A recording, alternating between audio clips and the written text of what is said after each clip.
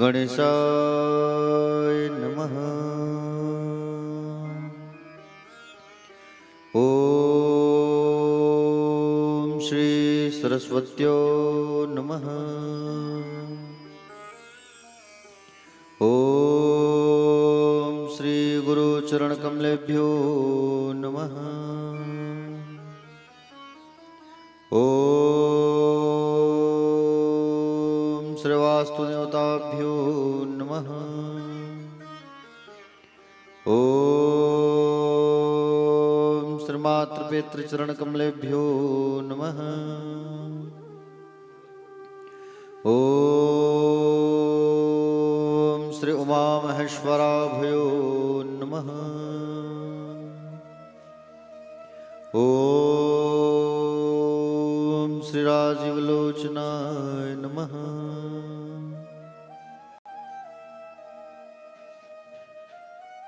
अज्ञानतिमिरान्धस्य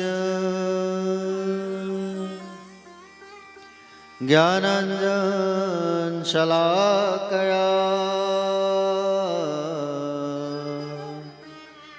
चक्षुरुन्मिलितं येन तस्मै श्री गुरवे नमः। यद्गिरितिस्तिलकायते त्रिभुवने तापत्रयोन्मूलनी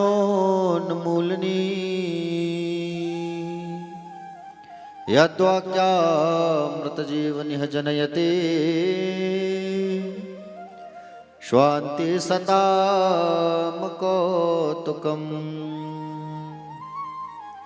यत्र पादाब्जरजप्रसादकणतः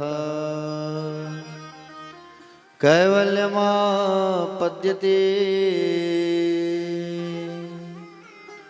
सोऽयं कोऽपि महेश्वरो विजयते श्रीपाणिपात्रो गुरवे नमः।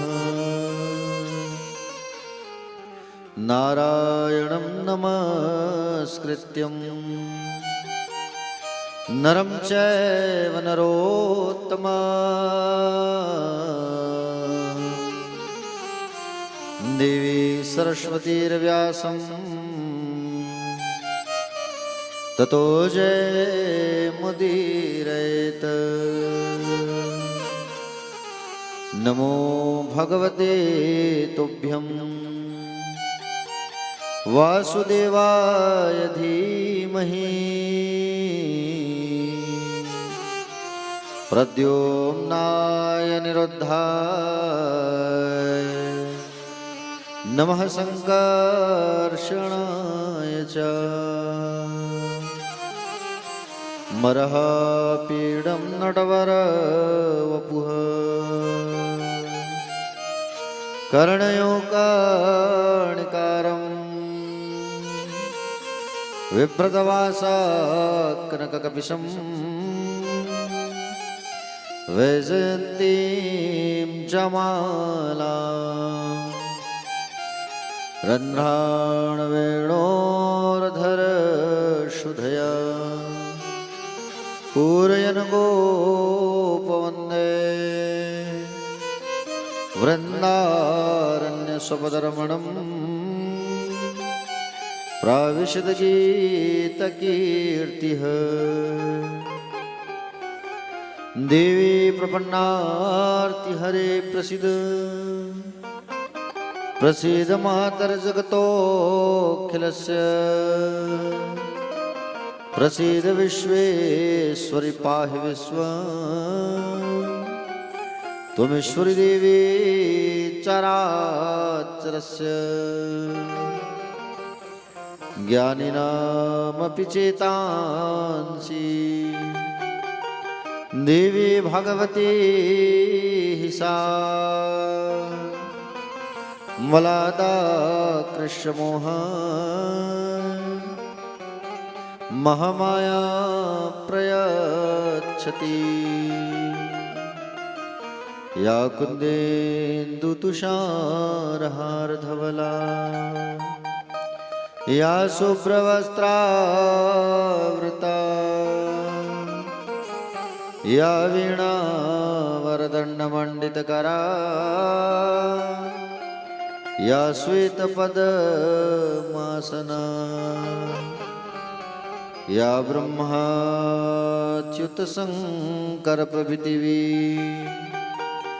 देवै सदा वन्दिता क्षमा पातु सरस्वती भगवती निःशेषजाड्याम्पः मनोजवं मारुततुल्यवेगं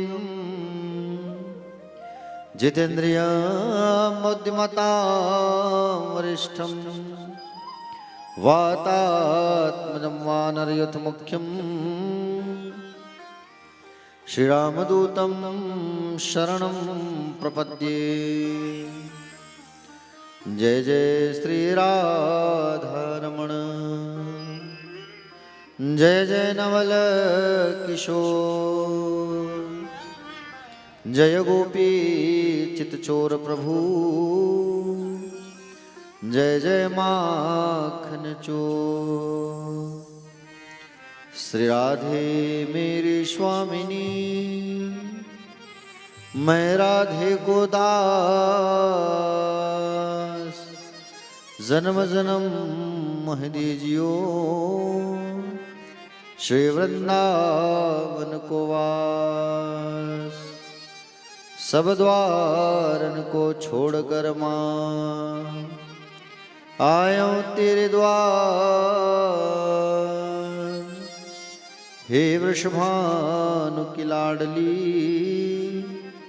अब मेरी ओर निहार। अधरम मधुरम वदनम मधुरम नयनम मधुरम हसितम मधुरम मधुरम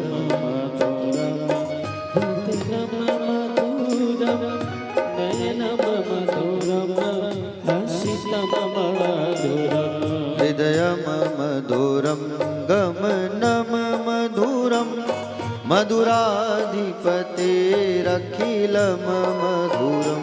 हृदयम मधुरम गमनम मधुरम मधुराधिपतेरखिलम मधुरम। वचनम मधुरम चरितम मधुरम वसनम मधुरम वलितम मधुरम। वचनम मधुरम चरितम मधुरम वसनम मधुरम वलितम मधुरम। चलितम मधुरम भ्रमितम मधुरम मधुराधिपतेरखिलम मधुरम। चलितम मधुरम भ्रमितम मधुरम मधुराधिपतेरखिलम मधुरम।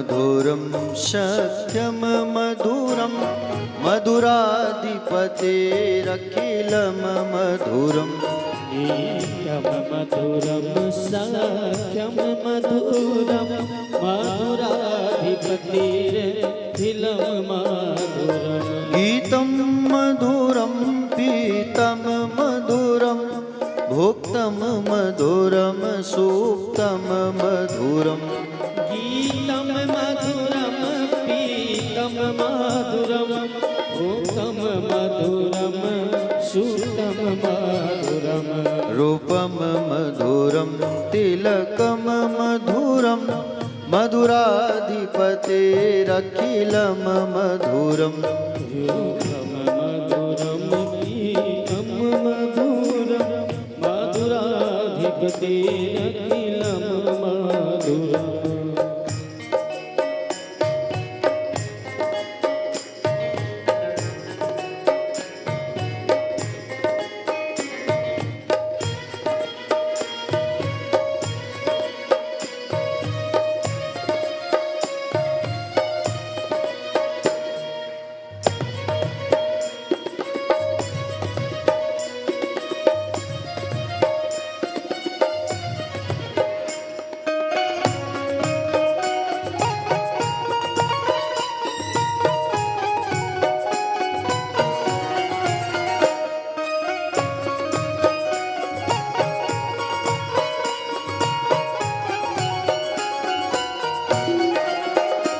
कर्णं मधुरं तरणं मधुरं हरणं मधुरं रमणं मधुरम् कर्णं मधुरं तरणं मधुरं हरणं मधुरं रमणं मधुरम् वमितं मधुरं शमितं मधुरं मधुराधिपतेरखिलं मधुरम् वमितं मधुरं शमितं मधुरं मधुराधिपतिरखिलं मधुरम् गुञ्जा मधुरा माला मधुरा यमुना मधुरा वीची मधुरा गुञ्जा मधुरा माला मधुरा यमुना मधुरा वीची मधुरा सलिलं मधुरं कमलं मधुरं मधुराधिपतेरखिलं मधुरम् सलिलं मधुरं कमलं मधुरं मधुराधिपतिरखिलं मधुरम्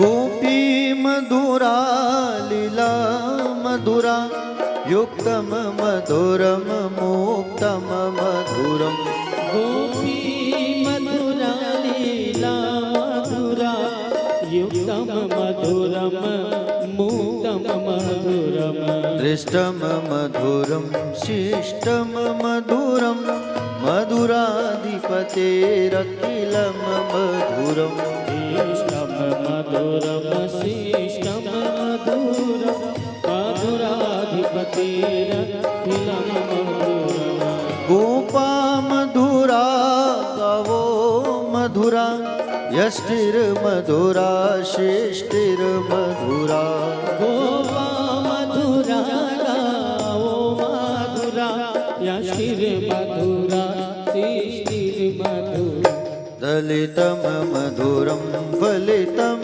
मधुरं मधुराधिपतिरखिलं मधुरम् ललितं मधुरं फलितं मधुरं मधुराधिपतिरखिलं मधुरं मधुराधिपतिरखिलं मधुरम् मधुराधिपतिरखिलं मधुरं मधुराधिपतिरखिलं मधुरम् मधुराधिपतिरखिलं मधुरं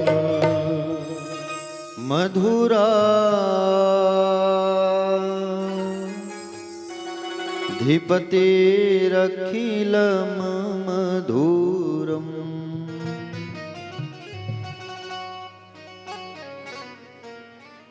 बोले बाके बिहारी लाल की जय, राधा रमण लाल की, राधा वल्लभ लाल की, मदन मोहन भगवान की, श्री भागवत भगवान की, व्यास नारायण भगवान की, श्री परीक्षित जी महाराज की, श्री सुखदेव जी भगवान की, कालों के काल महाकाल भगवान की, ब्रज किशोरी श्यामा प्यारी की, श्री राजीव लोचन भगवान की, कुलेश्वर महादेव भगवान की, बटकेश्वर महादेव भगवान की, शीतला मैया की, छत्तीसगढ़ महतारी की, श्री वृंदावन धाम की, संत श्री हरिबोल जी महाराज की। कथा पंडाल में विराजमान सभी भक्तजन, आदरणीय जन, सम्माननीय जन, करुणामयी ममतामयी वात्सल्यमयी माताएं, आप सबके हृदय में विराजमान ठाकुर जी, उनके चरणों में सादर वंदन करते हुए, नमन करते हुए आप सबको सादर सीताराम, जय श्री कृष्ण, जय श्री राधे।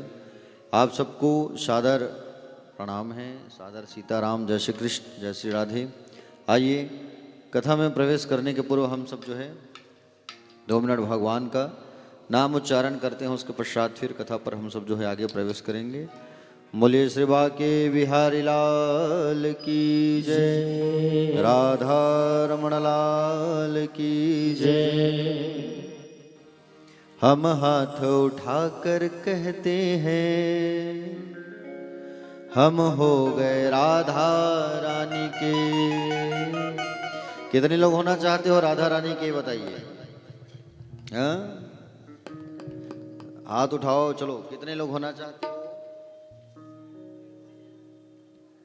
कितने लोग होना चाहते हैं राधा रानी के, जरा बताइए, अच्छे से हाथ उठाइए। हाँ, बहुत बढ़िया। तो ताली बजा करके बिल्कुल मुख से राधा नाम को उच्चारण करना है, ठीक है? तभी आनंद आएगा, और ऐसे आनंद नहीं आएगा। हाँ, चलिए। हम हाथ उठाकर कहते हैं, हम हो गए राधा रानी के। हम हाथ उठाकर कहते हैं, हम हो गए राधा रानी के। हम हाथ उठाकर कहते हैं, हम हो गए राधा रानी के। हम हाथ उठाकर कहते हैं, हम हो गए राधा रानी के। वृंदावन के महारानी के, वृंदावन के महारानी के, राधे कान्हा की प्यारी के, राधे कान्हा की प्यारी के। वृंदावन के महारानी के, वृंदावन के महारानी के, कान्हा राधे की प्यारी के।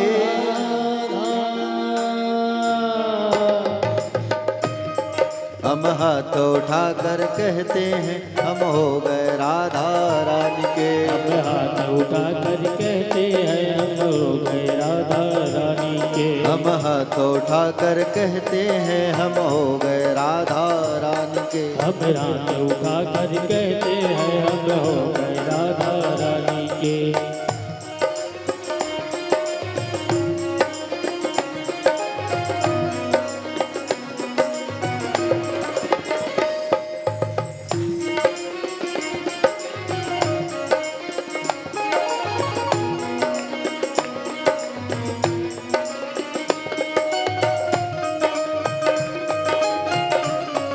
जय हो।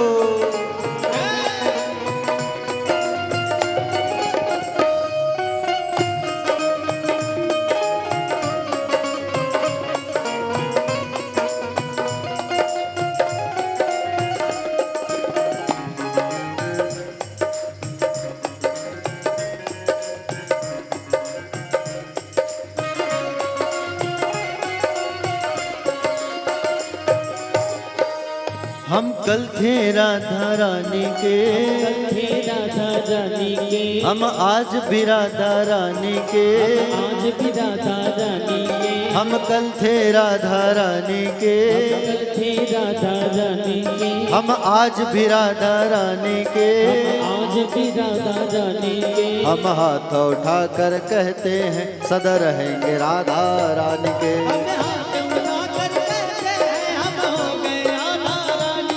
हम हाथ उठा कर कहते हैं हम हो गए राधा रानी के।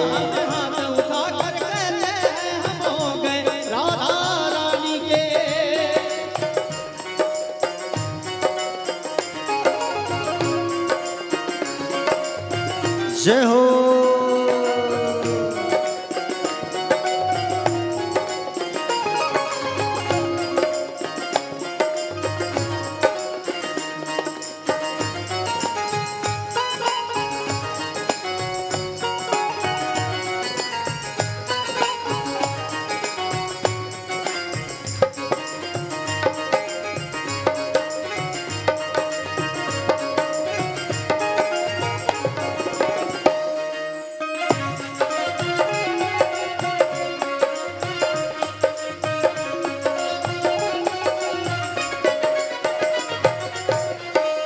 राधे बरसाने वाली के, राधे बरसाने वाली के, राधे कान्हा की प्यारी के, कान्हा के प्यारी के, राधे बरसाने वाले के, राधे बरसाने वाली के, राधे कान्हा की प्यारी के, राधे कान्हा के प्यारी के, राधे विश्वान दुलारी के, राधे विश्वान दुलारी के, राधे संतों के प्यारे के, संतों के प्यारी के, हम भुजा उठाकर कहते हैं हम हो गए राधा रानी के। हम भुजा उठाकर कहते हैं हम हो गए राधा रानी के, हम हाथ उठाकर कहते हैं हम हो गए राधा रानी के। हाथ उठाकर कहते हैं हम हो गए राधा प्यारी के। जय हो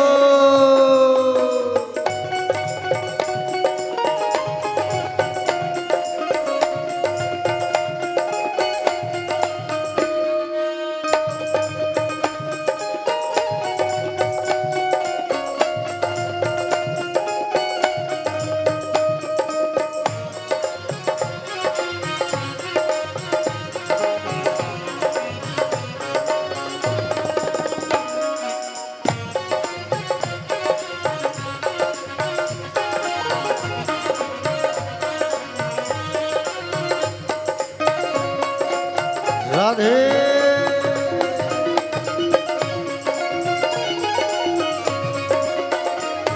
कोई भला कहे कोई बुरा कहे, भला कहे कोई बुरा कहे, आज कहने दो जो कहता रहे। कहने दो कोई कहता रहे, कोई भला कहे कोई बुरा कहे, भला कहे कोई बुरा कहे, आज कहने दो जो कहता रहे। कहने दो कोई कहता रहे, हम नाच नाच कर कहते हैं हम हो गए राधा रानी के। हम नाच नाच के कहते हैं हम हो गए राधा रानी के, हम नाच नाच कर कहते हैं हम हो गए राधा रानी के। हम नाच नाच के कहते हैं हम हो गए राधा रानी के, हम हाथ उठा कर कहते हैं हम हो गए राधा रानी के।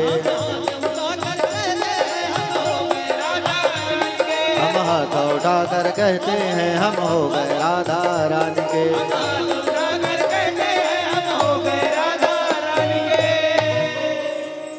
हम हाथ उठा कर कहते हैं, उठाइए हाथ, सभी उठाइए हाथ। हम हो गए राधा रानी के। राधे राधे। प्यारे भक्तजन, कल हम सब कथा पे पहुंचे थे कि महाराज परीक्षित जी को श्राप लगा था। परीक्षित जी को श्राप क्यों लगा था बताइए। हमारे 3 परीक्षित बैठे हैं यहाँ और तीनों परीक्षित बताओ चलो भाई क्यों श्राप लगा था परीक्षित जी को।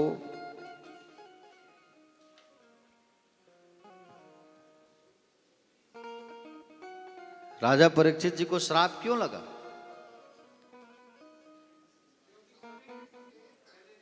नहीं, मैंने आपसे तो नहीं पूछा, मैं तो 3 परीक्षित से पूछ रहा हूं, आपसे भी पूछूंगा। एक बार लाला बाबू के लिए ताली बजा दो भाई, क्योंकि वो टीचर है ना, प्रधान पाठक हैं और कई बार परीक्षित भी बन चुके हैं। वो वृंदावन धाम में पिछली बार कथा में परीक्षित भी बने हैं, 3 बार कथा भी करा चुके हैं, तो भागवत की पूरी कथा उनको कंठस्थ है। और 2039 में फिर कथा का आयोजन करेंगे। 2039 के लिए नारियल दिए हैं, 49 से 39 है बाबू, दोनों में ना, रिटायरमेंट में। बहुत बढ़िया, बहुत ही सज्जन व्यक्ति हैं लाला बाबू जो हैं, बधाई के पात्र हैं। और बिटिया भी उनके यहाँ प्रधान पाठक है, वो भी प्रधान पाठक है, और हर बार वृंदावन में कथा होती तो बिल्कुल आते हैं। बहुत बढ़िया। हाँ तो चलिए बताइए, हमारे 3 परीक्षित बैठे हैं, क्यों श्राप, क्यों परीक्षित जी को क्यों श्राप लगा 7 दिन में मरने की? बोलो मैया। हाँ, आप ही से पूछ रहे हैं। कैसे मैया, आप बताइए, बीच वाली मैया। हाँ, सांप क्या हुआ? माला पहना दी। किसको पहनाए? श्रृंगी ऋषि को। बहुत बढ़िया। तामनी माता जी अच्छा, मतलब जो बोली वो ठीक है ना? मतलब जो कृतला माता जी जो बोली है, क्या वो सही है? लाला बाबू, क्या जो हमारे परीक्षित जी बताई है वो सही है? नहीं है ना? मतलब कल किसी का ध्यान नहीं था। मेरा पूछने का मतलब वही है कि कथा में ध्यान रहता है कि नहीं रहता है, बस यही पूछने के लिए मैंने प्रश्न किया आपको, क्योंकि श्रोता और वक्ता को बिल्कुल एक्टिव रहना है। श्रोता के अंदर जिज्ञासा होना चाहिए कि बोले अब आचार्य जी अब क्या सुनाएंगे कथा में, महाराज जी क्या सुनाएंगे कथा में, है कि नहीं? तो ध्यान से कथा सुनना है, इसलिए मैंने पूछा, मेरा और कोई अन्यथा उद्देश्य नहीं है। कथा सुनो तो वो कम से कम याद रहे। अब आपसे अगर कोई पूछ दिया, आप लोग परीक्षित बने थे, कोरबा में है ना घर, रतनपुर, बिलासपुर में घर ना। अब आप लोगों से कोई पूछ दिया, बिलासपुर गए तो आप लोग परीक्षित बने थे वृंदावन में, बताओ, बोले परीक्षित जी को श्राप क्यों लगा था? ऐसा कोई पूछ दिए, प्रश्न कर दिए। अब विप्र समाज से है ना, ब्राह्मण समाज से है, कोई भी प्रश्न पूछ देते हैं, अक्सर बुजुर्ग लोग, माता दादी लोग, बताओ किसने श्राप दिया था, क्यों श्राप लगा, सब पूछ देते हैं, तो हमको याद रहना चाहिए, है ना?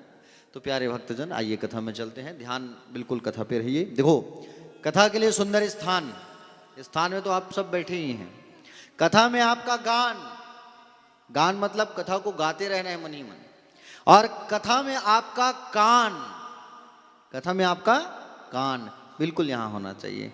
एक बार सब हाथ उठा के कहिए, राधे राधे। और बड़ी खुशी की बात है कि मेरा 132वां नंबर का कथा है, 132, 131 कथा पूर्ण हो चुकी है बाकी बिहारी की कृपा से। अब 132वां नंबर का ये कथा चल रहा है। प्यारे भक्तजन, राजा परीक्षित को श्राप इसलिए लगा क्योंकि उन्होंने समीक महाराज के गले में माला को डाला था, श्रृंगी की नहीं। श्रृंगी जी ने तो उनको श्राप दिया। समीक महाराज से उसने जल मांगा, प्यास लगी, तो उन्होंने जब जल नहीं दिया तो उन्होंने क्रोध में आकर के राजा परीक्षित ने श्राप दिया। राजा परीक्षित ने ऐसा क्यों किया? अरे वो तो बहुत बड़ा दयालु धर्मात्मा, दिन दुखियों का सहारा था वो राजा परीक्षित, जो भगवान का नाती है, भगवान का अंश है, भगवान का शिष्य है। क्या वो ऐसा कर सकता है? इसलिए उसने ऐसा किया क्योंकि उस पे, उनके सिर पे कलयुग बैठा था, उस मुकुट पे, उसी समय उसने ये कार्य कर दिया। और अगर समीक महाराज के गले में माला नहीं डालते, अगर परीक्षित को श्राप नहीं मिलती, तो ये भागवत कथा आज संसार में कोई नहीं सुन पाता, ना आप सुन पाते ना हम सुन पाते। 7 दिन उसके पास समय था, तो सुखदेव भगवान ने आके उनको कथा सुनाया भागवत की, और फिर वहां से फिर जन जन में 25,000 संत वहां बैठ के सुने और कथा को फिर प्रचार करते गए। अगर सुखदेव भगवान कथा नहीं सुनाते, 7 दिन की उसकी आयु नहीं होती, तो क्या भागवत हम लोग तक पहुंच पाता? कभी नहीं। तो ये भगवान की ही लीला है, भगवान की ही सारा कार्य है। ये रचना उन्होंने ही रचा कि ऐसा हो ताकि भागवत उनकी लीला जन जन तक पहुंचे। और आज अगर भागवत जन जन तक नहीं पहुंचता तो हम वृंदावन की महिमा को भी नहीं जान पाते कि वृंदावन की महिमा क्या है प्यारे।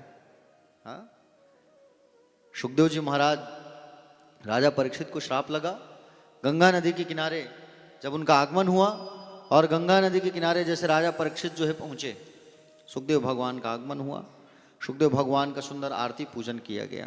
पहले तो प्रशंसा की, बोले महाराज आप बड़े ज्ञानी हो, आपके आने से मेरा जीवन धन्य हो गया, मैं कृतार्थ हो गया। तो बोले संतों ने इशारा किया ज़्यादा तारीफ मत करो, ज़्यादा तारीफ करोगे तो ये उठ के चले जाएंगे, और एक बार कहीं समाधि में लग गए तो 6 महीना फुर्सत। तुम्हारे पास 7 दिन है महाराज, है कि नहीं? तुम्हारे पास 7 दिन है। एक गाय को दूहने में जितना समय लगता है ना, उतने ही समय तक सुखदेव भगवान रहते थे एक स्थान में। वो तो किस्मत अच्छा है परीक्षित का कि वो 7 दिन बैठ गए। प्यारे भक्तजन, सुखदेव महाराज को सुंदर आसन दिया गया और राजा परीक्षित ने सबसे पहला प्रश्न किया, अतः पृच्छामि संसिद्धिम योगी नाम परम गुरुम पुरुषस्य कार्य म्रिय मानस्य सर्वथा। बोले प्रभु एक पहला प्रश्न है मेरा, मैं तो खैर मरने वाला हूं, मैं आपसे ये नहीं पूछ रहा हूं कि मुझे क्या करना है। संसार में जिनके निकट मृत्यु आ जाए उन्हें क्या करना चाहिए, ये मैं जानना चाहता हूं।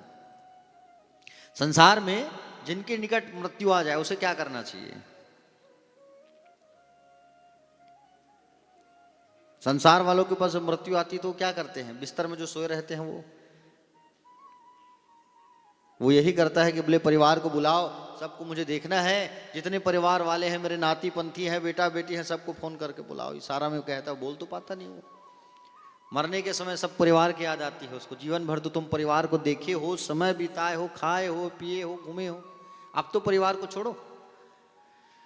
मरने के समय ये शरीर से इतना प्रेम होता है, इस चोले से इतना प्रेम होता है कि इस चोले को कोई छोड़ना नहीं चाहता भैया। इतना प्रेम होता है इस शरीर से, समझ रहे हो ना। हाड़ मांस की ये शरीर, इसके लिए इतना मोह, कोई छोड़ना नहीं चाहता, समझ रहे हो ना। हाँ, संसार में जीना ही चाहता है। अंतिम समय में हम सारे चीज को छोड़ करके केवल और भगवान को ही स्मरण करे, याद करे, ये मनुष्य का परम कर्तव्य होना चाहिए। भगवान श्री सुखदेव जी से राजा परीक्षित ने यही प्रश्न किया कि बोले मरे मानस से सर्वथा, बोले जिनके निकट मृत्यु आ जाए महाराज उन्हें क्या करना चाहिए। परीक्षित ये भी पूछ सकता था कि मैं मरने वाला हूं, 7 दिन में मर जाऊंगा, मैं कौन सा उपाय करूं कि मेरी सदगति हो जाए। लेकिन ना, उन्होंने ये पूछा कि बोले संसार सागर में प्रभु जिनके निकट मृत्यु आ जाए उन्हें क्या करना चाहिए, आप बताइए। भगवान सुखदेव जी ने जब प्रश्न सुना तो बड़े गदगद हो गए, आनंदित हो गए। बोले अच्छा प्रश्न किया है तुमने राजन। संसार सागर में जिनके निकट मृत्यु आ जाए उन्हें एक ही काम करना चाहिए। कौन सा काम? भगवान के चरणों का सहारा ले लो आप। जिनके निकट मृत्यु आ जाए उन्हें 3 ही काम करना चाहिए, भगवान का दर्शन, भगवान की लीला का स्मरण और भगवान के चरित्र का स्मरण। ये 3 काम करो आप। भगवान की कथाओं को सुनो, भगवान का नाम लो, भगवान का दर्शन करो, 3 काम।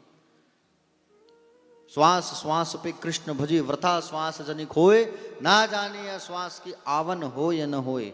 जिस श्वास की हम कल्पना करते हैं, एक मनुष्य साइंस की परिभाषा में देखा जाए तो 21,600 बार ऑक्सीजन लेता है, श्वास लेता है।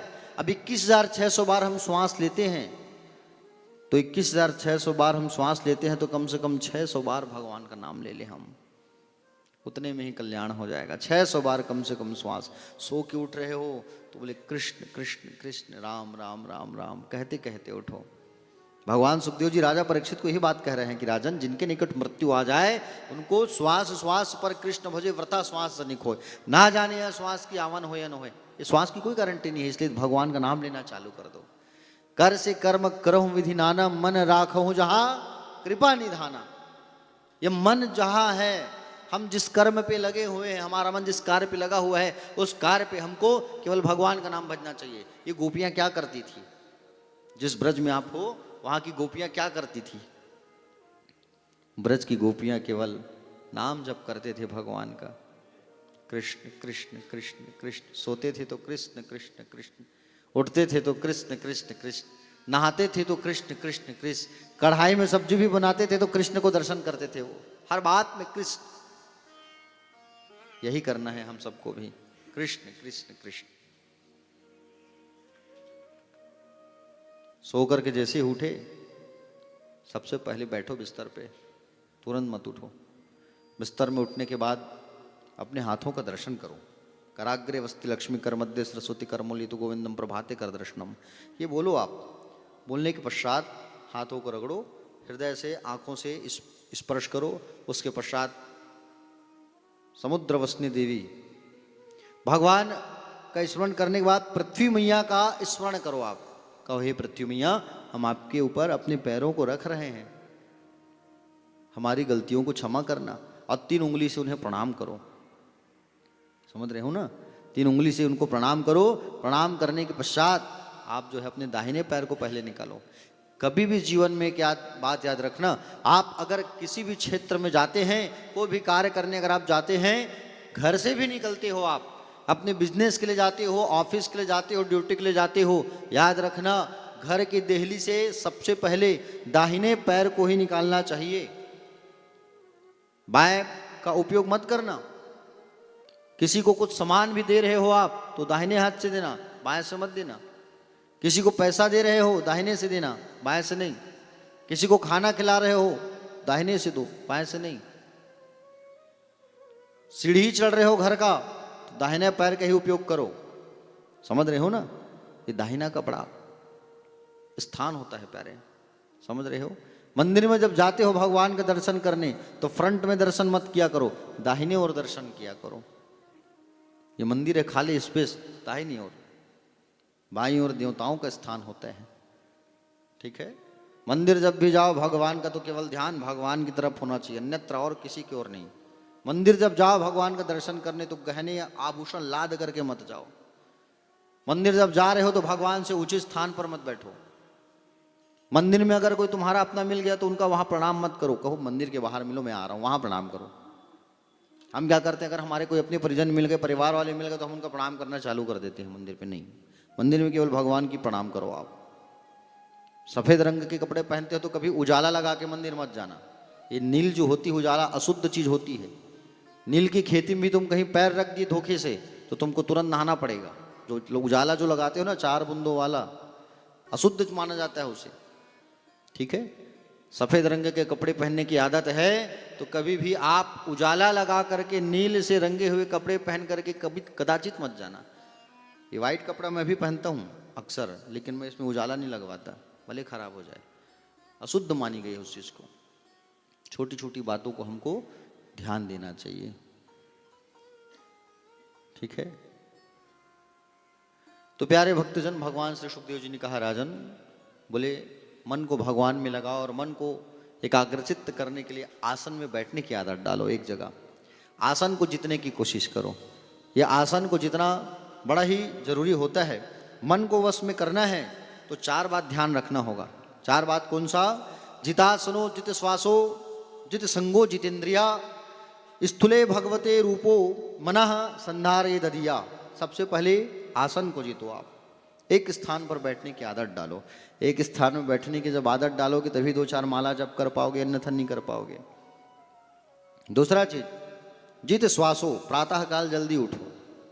भले मत नहाओ लेकिन प्रातः काल जल्दी उठो, नींद खुल जाना चाहिए, ठीक है? तीसरा चीज प्यारे, हमेशा संग को जीतो। मैंने कल भी कहा था, संग अच्छा होना चाहिए। संग अच्छा होगा तो रंग भी अच्छा चढ़ेगा। संग अच्छा करो। और चौथा बात है इंद्रियों को जीतना। इंद्रियां क्या होती है, कई लोगों को ये बात पता नहीं अभी तक। इंद्रियां क्या होती है? इंद्रियां प्यारे भक्तजन, हमारा ये बॉडी है, हमारा ये शरीर है, इसमें 5 कर्मेंद्रियां और 5 ज्ञानेंद्रियां होती हैं। और जिसका हेड, डायरेक्टर, वो होता है मन। जो मन को कहा गया है सीपीयू, समझ रहे हो ना, सेंट्रल प्रोसेसिंग यूनिट। ये मन जो होता है ये पूरे बॉडी को निर्धारित करता है। मन कहता है अभी यहाँ ना बैठे हम कथा में, चलो तो धूप में बैठ जाएं, तो आप धूप में जाओगे। आपका मन करेगा बोले कंबल ओढ़ के सो जाओ, तो आप कंबल ओढ़ के सो जाओगे। आपका मन करेगा कि बोले चाय पी ले, तो आप चाय पीने चले जाओगे, ये मन कहता है। इंद्रियां कहती है मन को, मन वही करता है, समझ रहे हो। लेकिन मन को कहाँ लगाना है? भगवान में लगाना है। आपको एक चीज बता रहा हूं, ध्यान से सुनना। आप घर पे रह करके अगर कथा सुनते हो तो उसका फल आपको मिलता है 10 रुपए। उसी कथा को आप भगवान के मंदिर में सुनते हो तो उसका फल मिलता है 20 रुपए। उसी कथा को आप किसी गौशाला में बैठ करके सुनोगे तो उसका फल मिलेगा 50 रुपए। ठीक है, 50% ले लो आप। उसी कथा को अगर भगवान के धाम में कोई तीर्थ में जाके सुनते हो तो उसका फल 1000 गुना मिलता है। ठीक है, अब आप कथा सुन रहे हो, कहाँ सुन रहे हो? भगवान के घर में, श्री धाम।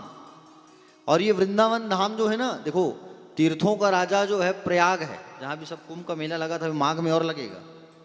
ठीक है, तो तीर्थों का जो राजा है प्रयाग, ये प्रयाग को सब लोग जाके टैक्स पटाते हैं। जितने तीर्थ हैं प्रयाग के पास जाते हैं, जैसे बद्रीनाथ, जगन्नाथ, केदारनाथ, रामेश्वरम, पुष्कर, सब जाके प्रयाग को हर साल, जैसे आप सरकार को टैक्स पटाते हो ना, वैसे ही प्रयाग को जाके सब टैक्स पटाते हैं, चुंगी पटाते हैं। लेकिन ये वृंदावन जो है टैक्स नहीं पटाता, याद रखना। ये वृंदावन कभी टैक्स नहीं पटाया प्रयाग को। प्रयाग एक बार भगवान के पास आके कहने लगे, बोले तुम मुझे चुंगी नहीं देते, टैक्स नहीं पटाते, तुम वृंदावन जो है, प्रभु देखो ना। भगवान ने कहा, है प्रयाग सुन, बोले मैंने तुझे तीर्थों का टैक्स लेने के लिए कहा है? तीर्थों का राजा बनाया है तुम्हें? मैंने तुम्हें अपने घर का राजा नहीं बनाया है तो तुम्हें टैक्स पटाऊं? ये मेरा वृंदावन मेरा घर है। तो वृंदावन कभी टैक्स नहीं पटाता, कभी चुंग नहीं पटाता। ये है वृंदावन धाम। और वृंदावन धाम का दर्शन कर लेने से चारों धाम के यात्रा का फल आपको मिल जाता है। ये भी बात सुन लो, ठीक है। चारों धाम यात्रा करने का फल आपको मिल जाता है, क्योंकि भगवान का धड़कन बसता है यहाँ वृंदावन। भगवान वृंदावन को छोड़ के कभी नहीं गए, कहीं नहीं गए। भगवान हमेशा यहीं रहते हैं, हमेशा। तो भगवान श्री सुखदेव जी ने महाराज ने कहा कि बोले 4 बात ध्यान में रखना है। चौथा बात मैं कह रहा था, जितेंद्रिया, बोले इंद्रियों को समझाओ। ये इंद्रिया क्या है? आपकी त्वचा, आपकी रोम, आपके होंठ, आपके आँख, आपके नाक, आपके कान, आपका जीभ, यही इंद्रिया है, इसे इंद्रिया कहते हैं। ठीक है। अब ये जीभ कहेगी, बोले ठंडी लग रही है, चाय पी लेते, तो आप चाय पियोगे। तो उस इंद्रियों को आपको समझाना है, नहीं अभी चाय नहीं पीना है, अभी कथामृत पीना है, कथा का रस पीना है। ऐ जिभिया तू राम नाम रस को पी, अभी चाय मत पी, ये समझाना है। और जब हम इंद्रियों को अपना पूरा समझा देंगे, इंद्रियों को जब हम संयम में रख लेंगे ना, तो प्यारे भक्तजन, जिसने अपने इंद्रियों को संयम में रख लिया उसी का जीवन आदर्श बन सकता है। प्यारे भक्तजन, भगवान श्री सुखदेव से पूछा राजा परीक्षित ने कि बोले प्रभु ये विश्व को भगवान बनाते कैसे हैं, सृष्टि को बनाते कैसे हैं? तो कहा इस सृष्टि में पहले जल ही जल था। संस्कृत में जल को कहा जाता है नार। क्या कहते हैं? नार। भगवान इस नार पर विश्राम कर रहे थे, विश्राम को कहते हैं अयन। जल पर अयन किए, नार पर अयन किए भगवान, पूरी सृष्टि पर जल ही जल था, तो भगवान का नाम पड़ गया नार धन अयन, नारायण। क्या पड़ा? नारायण नाम पड़ा भगवान का। भगवान की इच्छा हो कि मैं एक से अनेक हो जाऊं, सृष्टि को बढ़ाऊं। तुरंत भगवान ने अपनी नाभि से कमल का फूल प्राकट्य कर दिया, और कमल का फूल जैसे प्राकट्य किया भगवान ने, तो कमल के फूल से ब्रह्मा जी की उत्पत्ति हुई। लेकिन ब्रह्मा को दिखाई कुछ नहीं दिया, केवल सुनाई दे रहे हैं, तप तप तप तप करो, तप करो, तप करो। उन्होंने केवल तप किया है। तप करने के बाद, कई साल तपस्या करने के बाद, कमल के डंठल से जैसे नीचे उतरे, तो नीचे उतरने के बाद देखा कि मेरा प्राकट्य भगवान नारायण से हुआ है। प्रणाम किया। भगवान ने कहा विधाता, तुम्हारा नाम क्या होगा? विधाता। 4 श्लोक में चतुश्लोकी भागवत का ज्ञान दिया भगवान ने ब्रह्मा को। भगवान ने कहा अहमेवास्मिवाग्रे नान्यदत् सत्परम पश्चाद हम ऋते अर्थ यत प्रत्येतना प्रत्येत चात्मनि तुदिदात्मनो माया यथा भाषो यथा तमः यथा महांति भूतानि भूतेषु च वचस्वनु प्रविष्टान्य प्रविष्टानि तथा तेषु न तेष्वम इतावदेव जिज्ञासम तत्व जिज्ञासुनात्मनः अन्वय विद्रिकाभ्यम यस्यात् सर्वत्र सर्वदा। ये 4 श्लोक जो मैंने बोला, ये 4 श्लोक को जो व्यक्ति रोज बोलेगा, रोज जो कथा आप 7 दिन में फल आपको मिलेगा, वो कथा आपको 1 दिन में मिल जाएगा, मिनटों में मिल जाएगा। जो इस 4 श्लोक को बोलेगा, डोंट वरी, संस्कृत नहीं बोल पाओगे, हिंदी में पढ़ो इसे। मोबाइल फोन सबके पास है, गूगल का ज़माना है, गूगल को कहो चतुश्लोकी भागवत दो, तो चतुश्लोकी भागवत आपके मोबाइल फ़ोन में आ जाएगा। आप उसे रोज बोलो, रोज रोज, तो पूरे 18,000 श्लोक का कथा श्रवण करने का फल आपको 4 श्लोक में ही मिल जाएगा। ठीक है। भगवान ने ब्रह्मा से कहा कि बोले ब्रह्मदेव, सारी सृष्टि में केवल मैं ही था, सृष्टि के बनने के बाद भी केवल मैं ही बचूंगा, सृष्टि के उजड़ने के बाद भी मैं ही रहूंगा। सृष्टि में प्रलय आती है, मेरे हिसाब से आती है। ये सृष्टि बनती है 5 तत्वों से, पृथ्वी, जल, वायु, आकाश। यथा महंत भूतानि भूतेषु चावचश्वनु प्रविष्टान्य प्रविष्टानि तथा तेषु न तेष्वहम् क्षितिजल पावक गगन समीरा पंचरचित अति अधम शरीरा। 5 तत्वों से शरीर बनता है और वो 5 तत्व भी मैं ही निर्माण करता हूं, ऐसा भगवान ने सुंदर ब्रह्मा को उपदेश दिया। भगवान श्री सुखदेव जी ने कहा, बोले राजन एक बात बताओ, भगवान किसको मिलते हैं, भगवान किसको प्राप्त होते हैं? परीक्षित 2 मिनट तो चुप था। बोले प्रभु, जो 4-5 बार जो नहाता होगा, स्नान करता होगा, भगवान उनको मिलते होंगे। अच्छा, और किसको मिलते हैं भगवान? तो कहे जिनकी आयु बड़ी होती है, उम्र बड़ी होती होगी, उनको मिलते होंगे भगवान। बोले ना, ऐसा नहीं है राजा परीक्षित। अगर ऐसा कुछ रहता कि जो दिन में 5 बार नहाता है, स्नान करता है, व्याधेस्त चरणम ध्रुवस्य चा वयो विद्या गजेन्द्रस्य का जातुर विदुरस्य पयादव पतेरुग्रस्य किम पौरुखम कुब्जाया किमु तत्र रूपमधिकम किम तत्सुदाम्नो धर्म भगत्या तुष्यति केवलम परमया भक्ति प्रियो माधवा। महाराज ऐसा कुछ रहता कि बोले जो 5 बार नहाता है, तो जाड़े के दिन में तो भालू बंदर नहाते नहीं, यहाँ नहाते हैं। देखे हो क्या आप लोग? वृंदावन में खूब बंदर है। बंदरों को देखे हो कि बोले गीजर चालू करे, बटन चालू करे, नहाए। ये यमुना जी में जाके कूद के नहाए, देखे हो बंदरों को? हाँ, नहीं नहाते। भगवान ने उनको भी प्यार किया है। कन्हैया जब थे, खूब बंदर उनके पास आते थे। भगवान बंदरों को साथ में लेके अपने बोले कंधे में चढ़ा चढ़ा के भगवान दही लूटने जाते थे, दही चोरी करने जाते थे। त्रेता युग की बात करो तो त्रेता युग में भगवान जो है वनवास काल के समय सारे भालुओं को, बंदरों को गले से लगाए हैं। भगवान आओ, सब मेरे मित्र हो, सब मेरे दास हो। वो लोग तो 5 बार नहाते नहीं है। जाड़े का जब दिन आता है तो 4 महीना नहाते नहीं लोग। भालू बंदर लोग नहाते हैं क्या? भगवान उनको भी गले से लगाए हैं। अगर हम कहेंगे कि बोले जिनकी उम्र जो है बड़ी होती है, जो 80 साल का होता होगा, भगवान उनको मिलते होंगे। अच्छा, व्याधे सचरणम ध्रुवस्य, तो ध्रुव की उम्र कितनी थी? 5 साल। भगवान उनको भी मिले, मिले कि नहीं मिले? हाँ, भगवान उनको भी प्राप्त हुए। भगवान ने कहा कि बोले जात पात की बात करो। अगर जात पात देखो तो विदुर कौन सी जाति का था? निम्न जाति का था। भगवान उनको भी मिले, मिले कि नहीं मिले? सबरी भिलनी थी, सबरी भिलनी थी, भगवान उनको भी जाके मिले। समझ रहे हो ना? सबरी जब जहाँ थी, वहाँ जब उनकी शादी हो रही थी सबरी की, तो वहाँ पशुओं की बलि दी जाती थी। खूब पशुओं को बांध करके रखा गया था। सबरी ने देखा कि बोले यहाँ सब पशुओं की बलि दी जा रही है, मैं यहाँ नहीं रह सकती। प्रातः काल 4 बजे उठ करके वो सबरी जो है सारे पशुओं को छोड़ दी, और सारे पशुओं को जाके छोड़ दी और मतंग मुनि के यहाँ जाके रहने लगी सबरी महात्मा। खूब साधना की। मतंग मुनि आशीर्वाद दे के गए कि बोले तुम्हें भगवान का दर्शन होगा।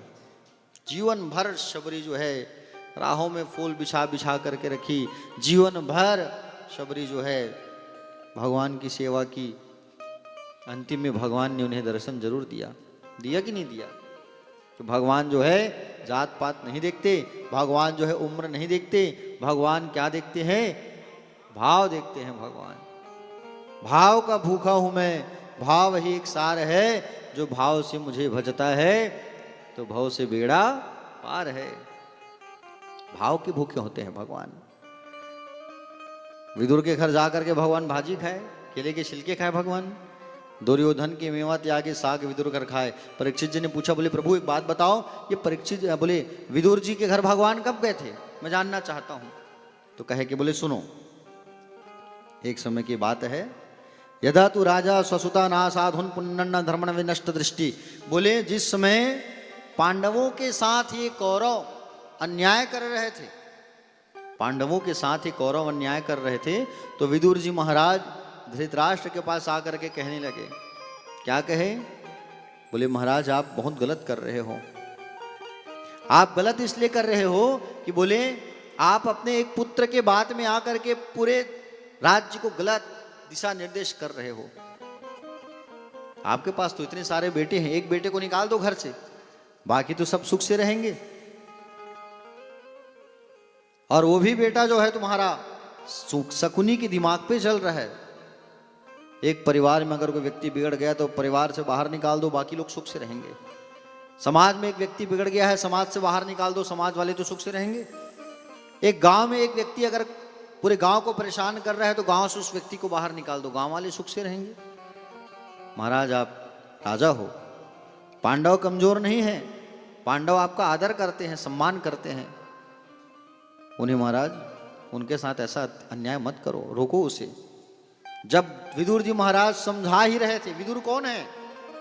विदुर जो है स्वयं यमराज है। यम वो तो मांडव्य ऋषि के श्राप के कारण बना हुआ है, निम्न जाति में जन्म लिया, ये तो स्वयं धर्मराज है विदुर। विदुर जो विषयों से दूर रहे, प्रपंचों से दूर रहे, वो है विदुर। विदुर जी महाराज जब समझा रहे थे उसी समय दुर्योधन आ गया वहां। दुर्योधन आया, दुर्योधन आकर के देखा कि बोले महाराज ये तो हमारे ही खिलाफ गलत बात कर रहा है, ये हमारे विपरीत बात कर रहा है ये। क्यों विदुर, आज तुम हमारे खिलाफ बात कर रहे हो विदुर जी?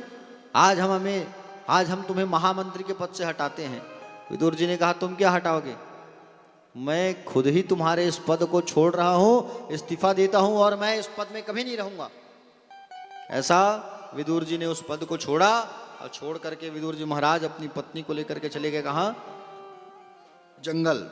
विदुर जी की पत्नी का क्या नाम था लाला बाबू?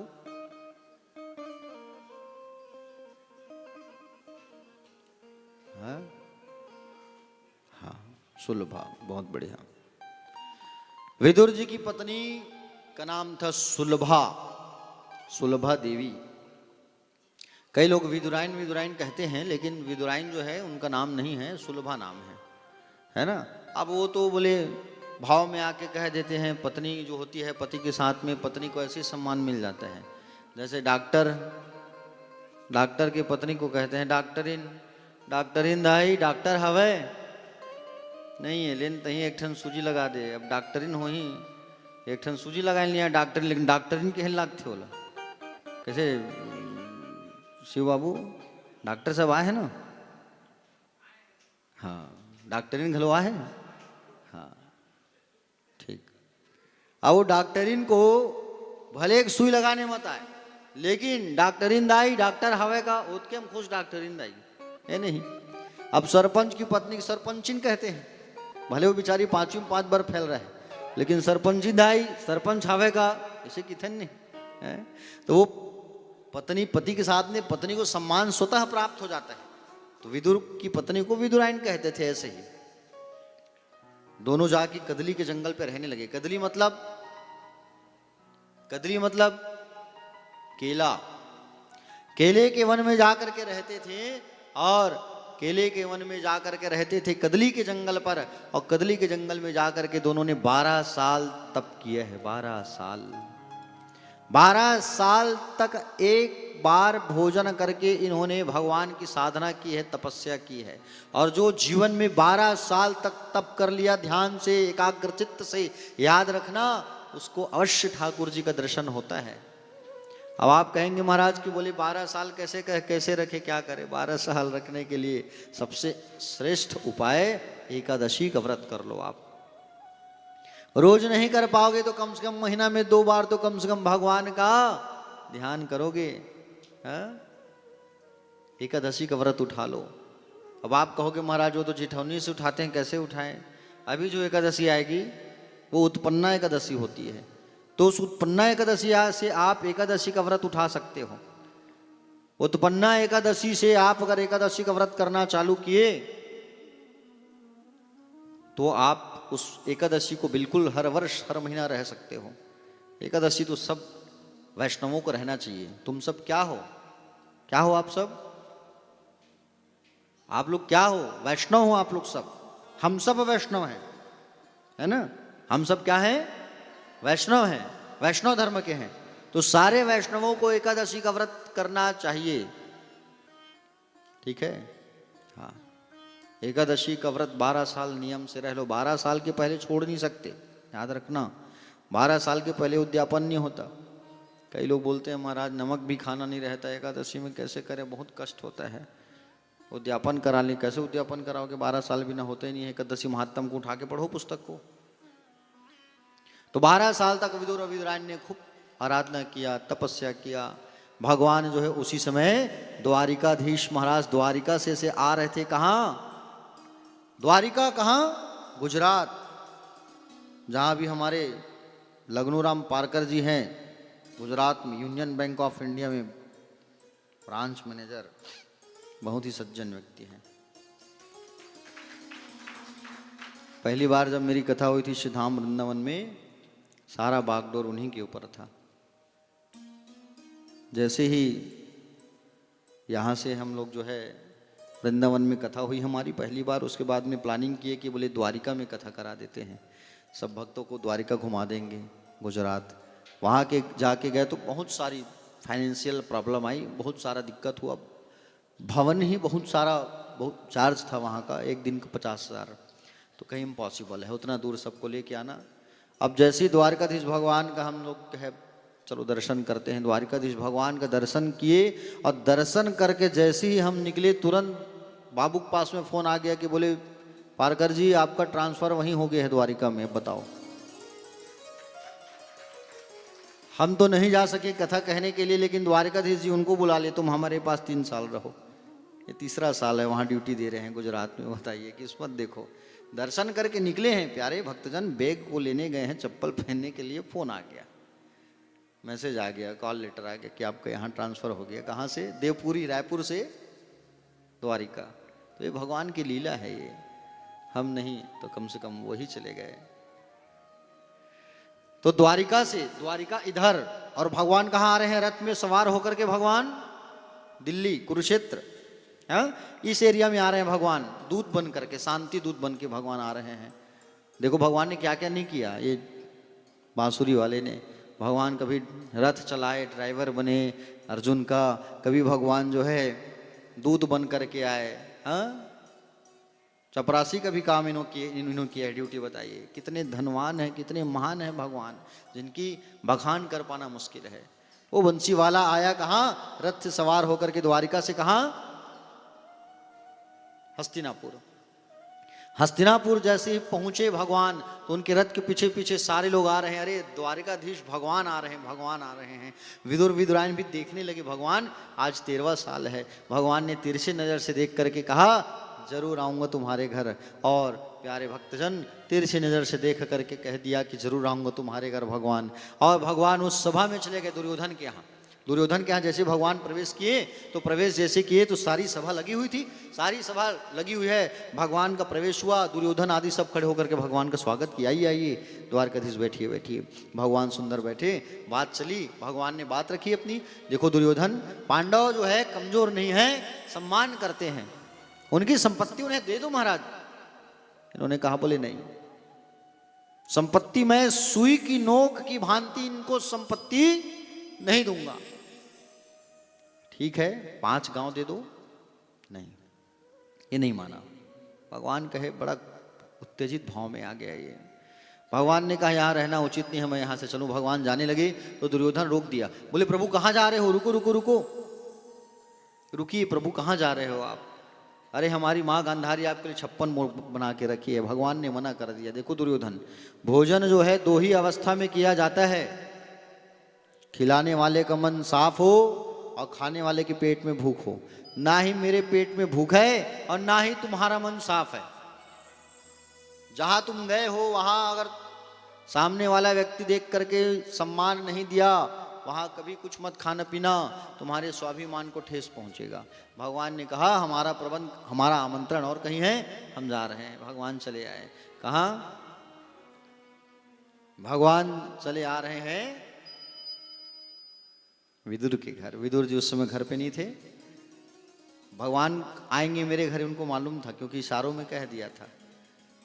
वो जंगल गए थे कुछ प्रबंध करने। विदुर के घर में महाराज आए और जैसे ही भगवान आए उस समय दरवाजा लगा था। मैया अंदर स्नान कर रही थी, नहा रही थी, और मैया जो है स्नान कर रही थी। अंदर जब मैया स्नान कर रही थी, दरवाजा खटखटाए भगवान आकर के, ओ काका कहाँ हूं? अंदर से आवाज आया, बोले कौन? बोले काकी मैं द्वारिकाधीश। ओहो, जैसे द्वारकाधीश का नाम सुना, विदुराइन नहा रही थी, नहाते नहाते ही दौड़ पड़ी, और नहाते नहाते ही दौड़ पड़ी।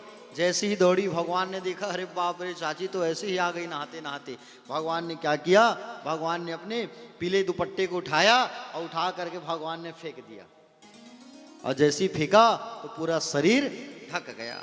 चाची बैठाओगी नहीं? आओ आओ कान्हा, आओ बैठो मेरे घर, आओ आओ। सुंदर भगवान बैठे, और भगवान जैसे ही बैठे कहे, चाची बड़े जोर से भूख लगी है, बड़े दूर से आया हूँ, भूख लगी है। भगवान ने कहा, तो चाची केला लेके आई। केला लेकर के आई और केला के छिलका को छिलने लगी। केले के छिलकों को छिली और गुदा को फेंकी और छिलका को पकड़ाई प्रभु को। प्रभु खाने लगे प्रेम से। भगवान छिलका खाने लगे, क्योंकि भगवान भाव के भूखे हैं। भाव में आकर के भगवान छिलका खा रहे हैं। दूसरा केला पकड़ी, छिली, फिर खिलाई, लो कन्हैया खाओ। भगवान छिलका खा रहे हैं। अब एक खाए, दो खाए, तीन खाए, चार खाए, पाँच खाए, छः खाए, 7, 8, 9, 10, 11, 12, 13, 14, 15, 16, 17, 18, 19, 20, 21, 22, 23, 24, 25, 26, 27, 28, 29, 30, 31, 32, 33, 34, 35 छिलका खाए भगवान। बताइए, 35 छिलका भगवान खा गए भाव में आकर के।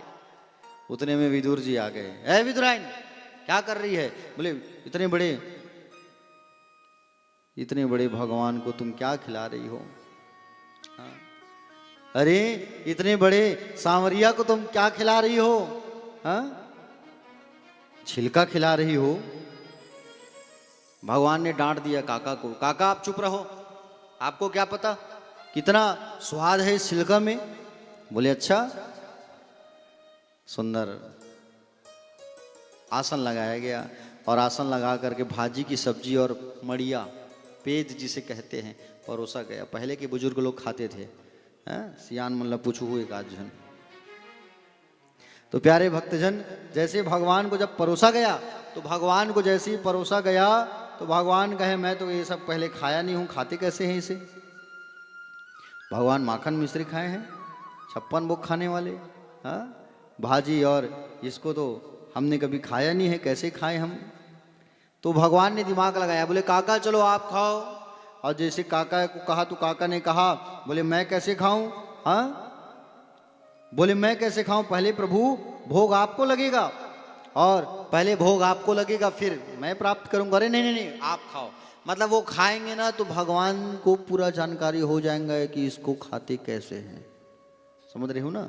उसी प्रकार से सुंदर भगवान ने जब कहा काका आप चालू करो, तो जब काका ने चालू किया, उठा के पीने लगे पेज मड़िया को। भगवान ने कहा अच्छा ठीक। एक बार में भगवान उठाए और उठा के कटाकट पी गए। भाजी की सब्जी को खाने लगे भगवान।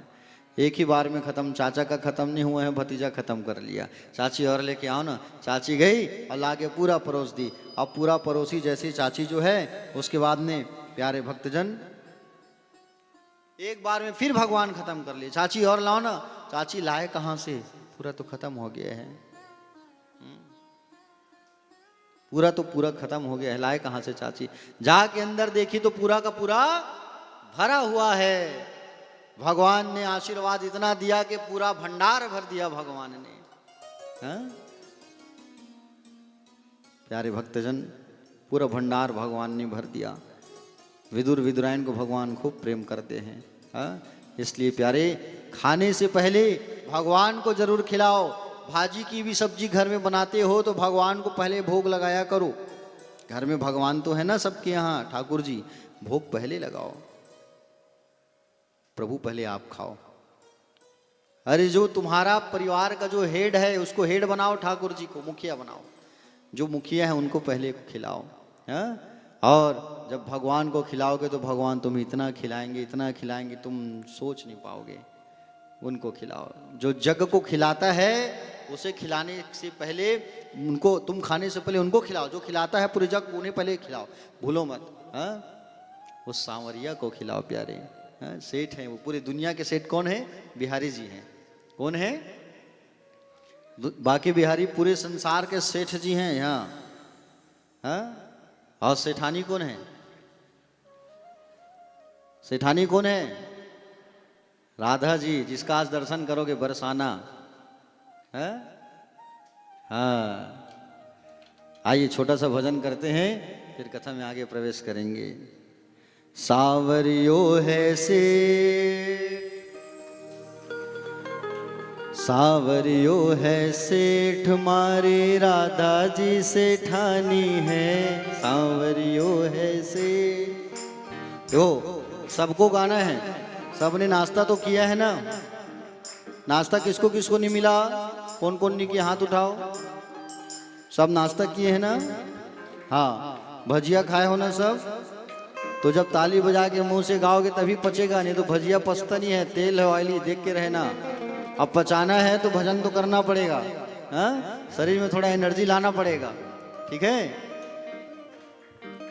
सावरियो है से, सावरियो है सेठ मारी, राधा जी सेठानी है। सावरियो है सेठ मारी, राधा जी सेठानी है। सावरियो है सेठ मारी, राधा जी सेठानी है। सावरियो है सेठ मारी, राधा जी सेठानी है। सावरियो है सेठ मारी, राधा जी सेठानी, ये तो जाने दुनिया सारी है। सावरियो है सेठ, सावरियो है सेठ मारी, राधा जी सेठानी है। सावरियो है सेठ मारी, राधा जी सेठानी है।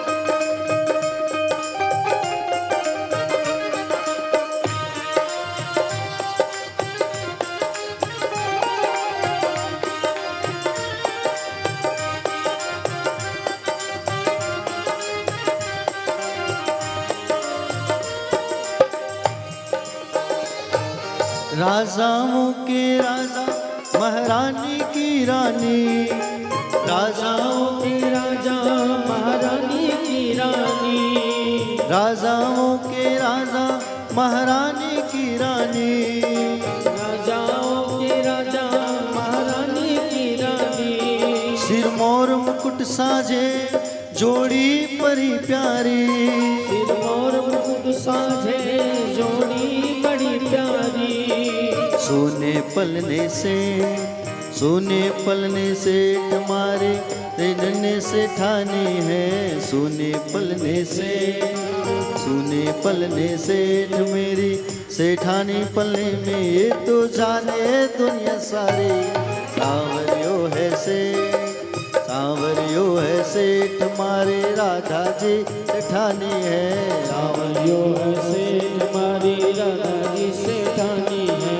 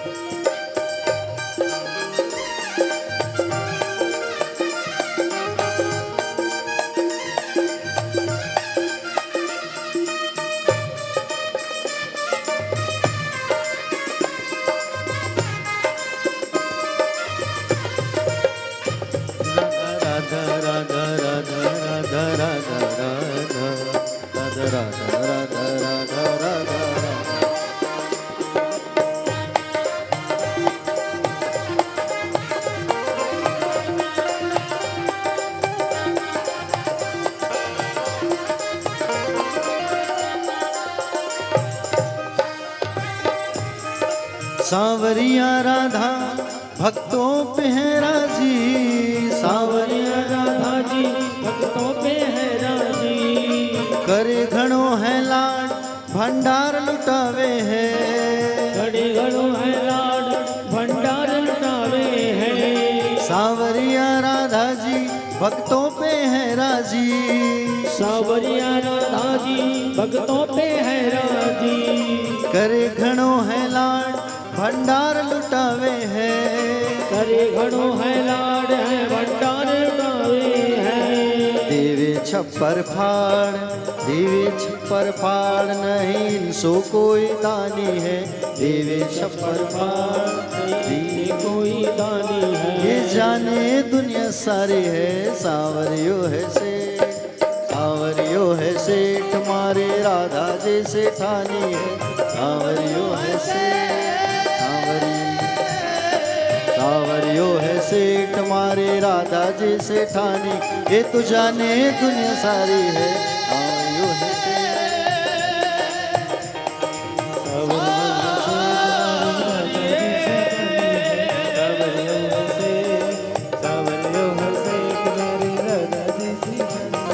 सांवरियो है सेठ मारे राधा जी सेठानी है।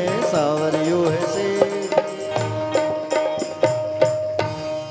सांवरियो है सेठ मारी राधा जी सेठानी है। ये तो जाने दुनिया सारी है। सांवरियो है सेठ। बोले बाके बिहारी लाल की जय। एक बार दोनों हाथ उठा के सभी कहेंगे राधे राधे। प्यारे भक्तजन, भगवान श्री सुखदेव जी महाराज कहे चलिए कथा पे आ जाइए। 12:30 हो गए हैं और समय का जो है समय बीत रहा है। जल्दी कथा संपन्न करनी होगी क्योंकि बरसाना भी जाना है। क्योंकि कथा के बाद अभी आप खाना भी खाओगे तो लेट होगा और जल्दी निकलेंगे तभी हम बरसाना के बाद नंदगांव जा पाएंगे। नंदगांव के पास में फिर बाद में फिर गोकुल जा पाएंगे। लेट करेंगे तो बंद हो जाता है सब समय पे। तो प्यारे भक्तजन, भगवान विदुर के घर गए और विदुर और विदुराइन को भगवान ने खूब आशीर्वाद दिया। इसीलिए भगवान जब गोलोक धाम गए तो भगवान ने किसी को याद नहीं किया। सोचो बाप, जो भगवान पे न्योछावर हो जाते हैं ना, भगवान उन्हीं को याद करते हैं। और प्यारे भक्तजन,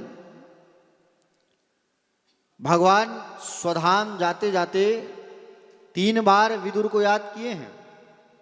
कितने बार? 3 बार। 3 बार भगवान ने विदुर जी को याद किया, मेरे विदुर, मेरे विदुर, मेरे विदुर, 3 बार। विदुर जी महाराज को 3 बार भगवान ने याद किया। और भगवान जब स्वधाम जा रहे थे तो उद्धव जी से कहा, उद्धव तुम जो है मेरे विदुर से जरूर मुलाकात करना, मेरे विदुर के पास जाना, उन्हें मैत्रेय ऋषि के आश्रम भेजना भागवत उपदेश श्रवण करने के लिए।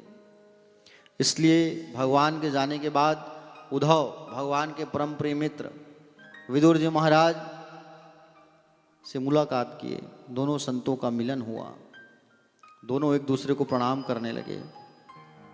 और दोनों संतों का मिलन हुआ सरस्वती नदी के किनारे। सरस्वती नदी आज गदगद हो गई कि दोनों संतों का मिलन हुआ है। विदुर है नीतिज्ञ और वो है ज्ञानी, उद्धव ज्ञानी है और एक नीति, दोनों संतों का मिलन हुआ।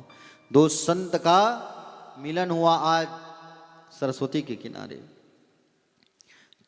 मिले हैं 2 लेकिन प्रभावित हुए हैं कितने लोग? सुनो, 4 मिले 64 खिले, 20 रहे कर जोड़, और हरिजन से हरिजन मिले तो 7 करोड़। 4 मिले कैसे हुए? मिले तो 2 लोग हैं ना, तो 4 कैसे हुए? 2 हाथ विदुर के हैं, 2 हाथ उद्धव के हैं, 4 हो गए। 4 मिले तो 64 खिले। 64 क्या हुआ? 32 दांत उनके हैं, 32 दांत उनके हैं, 64 हुआ। 4 मिले 64 खिले, 20 रहे कर जोड़।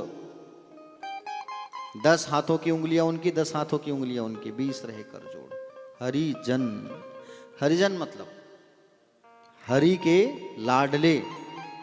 हरिजन से हरिजन मिले, हरि के लाडले को हरिजन कहते हैं। हरिजन से हरिजन मिले तो 7 करोड़। 7 करोड़ क्या हुआ? 3.5 करोड़ रोम इनके, 3.5 करोड़ उनके, 3.5 7। उद्धव जी ने, विदुर जी ने पूछा उद्धव जी से कि बोले द्वारकाधीश जी भगवान कैसे हैं? तो बताया कि वो हम सबको छोड़ के चले गए। हम सबको छोड़ के चले गए। जैसे ही कहा तो उतने में आंसुओं की धार बहने लगी। हम सबको छोड़ के चले गए? बोले हाँ। लेकिन विदुर जी, भगवान ने आपको याद किया है, जाते जाते 3 बार आपको याद किया, विदुर विदुर विदुर, और आपको मैत्रेय ऋषि के आश्रम जाने कहा है। तो वहां से विदुर जी चले आए कहाँ? मैत्रेय ऋषि के आश्रम कथा रसपान करने के लिए। अब यहाँ से कौन कथा सुनेगा? भागवत कथा विदुर भी सुनेंगे। किससे? मैत्रेय ऋषि से। ठीक है, हाँ। विदुर जी पहुंचे और वो भी कथा सुनने लगे। भगवान सुखदेव जी से पूछा राजा परीक्षित ने, बोले प्रभु आगे सृष्टि निर्माण कैसे हुआ? तो ये सृष्टि जो है पहले धरातल पर डूबी हुई थी। हिरण्याक्ष, क्या आवाज आ रहा है? हिरण्याक्ष नाम का जो दैत्य है वो धरती को पाताल में ले डूबा था। समझ रहे हो ना? धरती को पाताल में ले डूबा था उस समय।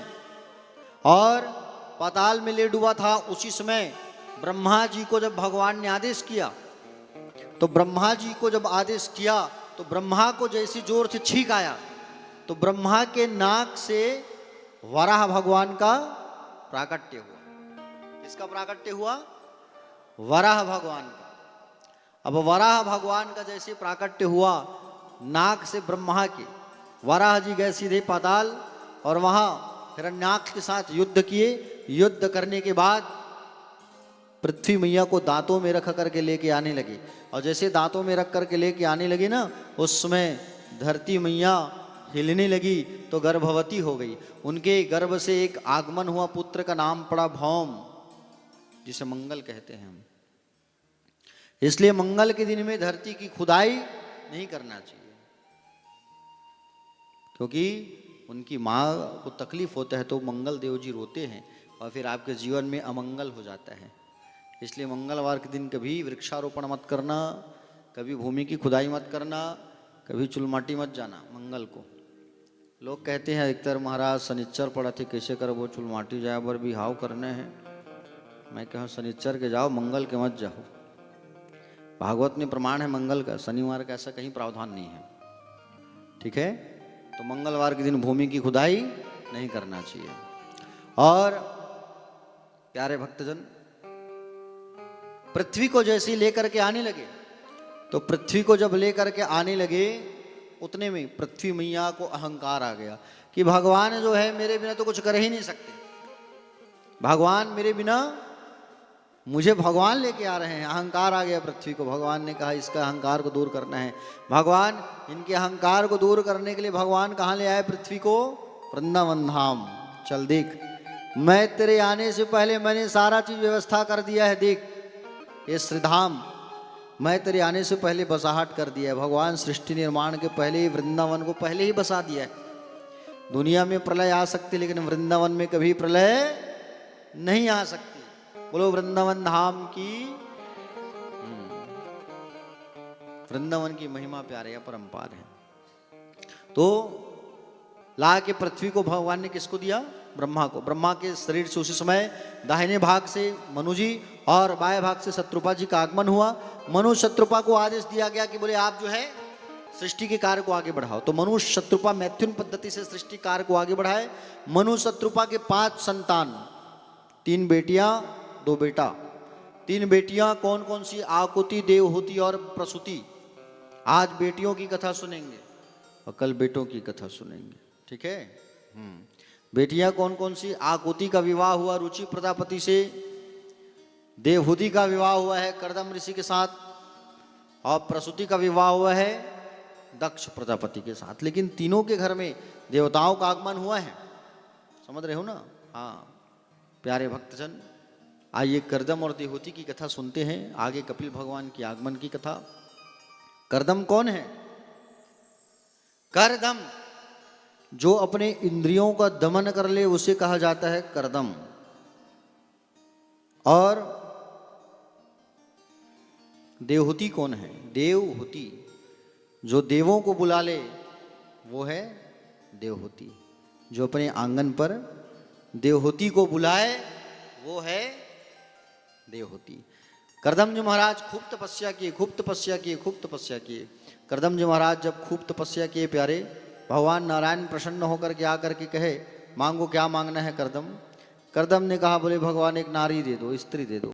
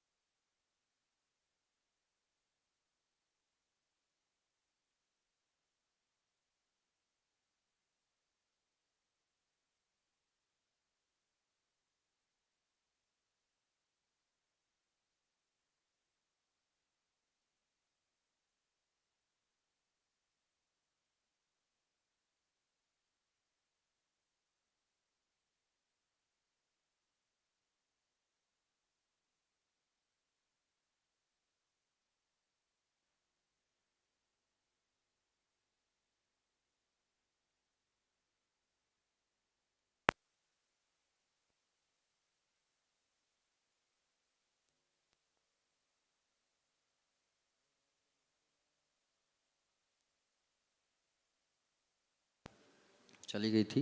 एक बार सभी लोग जयकारा लगाइए, बोले बाके बिहारी लाल की जय। प्यारे भक्तजन देखिए, कथा में आ जाइए आप लोग, बातें ना करो। कर्दम जी महाराज ने जब तपस्या किया, खूब तपस्या, कर्दम जी महाराज ने जैसे तपस्या किया भगवान नारायण आए और भगवान नारायण से उन्होंने क्या मांगा? नारी मांगा एक। भगवान नारायण को कमन दुखी हुआ। भगवान की आंखों से आंसू की धार बह गई। आंसू की धार जैसी ही इस धरती पर टपका तो एक बिंदुसार सरोवर बन गया। भगवान ने पूछा बोले नारी क्यों मांग रहे हो? तो कहे नारी इसलिए हम मांग रहे हैं प्रभु, नारी के साथ हम आपकी भक्ति करेंगे और आप हमारे घर पुत्र के रूप में आओ, हम इसलिए नारी मांग रहे हैं। देखो, बोले ठीक। भगवान ने कहा ठीक 3 दिन बाद मनु जी महाराज अपनी कन्या देवहूति को लेके आएंगे, आप उनसे विवाह कर लेना। बोले ठीक। करदम जी महाराज जल्दी जल्दी आश्रम आए, आश्रम की साफ सफाई करने लगे और आश्रम पर करदम जी महाराज ने 3 आसन लगाया। उन्होंने देखा कि बोले अगर मैं आसन लगा के रखता हूँ, उस आसन पे अगर मेरी होने वाली पत्नी अगर बैठ जाएगी तो मैं उससे कदाचित विवाह नहीं करूँगा। मनु जी महाराज आए, शत्रुपा देवी आई और देवहूति आई, तीनों आए। मनु जी महाराज बैठ गए, शत्रुपा देवी भी बैठ गई, लेकिन देवहूति मैया नहीं बैठी। बोले क्यों? देवहूति मैया जो है आदर्श है, खूब संस्कार है उनके अंदर, देवी है वो जान गई अगर मैं यहाँ बैठूंगी तो माता पिता का अपमान होगा और होने वाले पति के सामने मैं इतने बड़े आसन में कैसे बैठूं। सम्मान भी जरूरी है, मर्यादा भी जरूरी है। ऐसा कहा करके नीचे बैठ गई और आसन में हाथ को रख दी। समझ गए बोलिए मेरी होने वाली पत्नी के लायक है।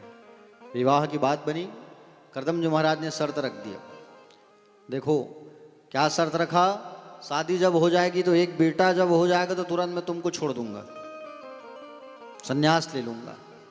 और ऐसे ही हुआ। विवाह के पश्चात इनके घर पहले 9 कन्याओं का आगमन हुआ और 9 कन्याओं का जब आगमन हुआ, 9 कन्याओं के बाद, समझ रहे हो ना किनका आगमन हुआ?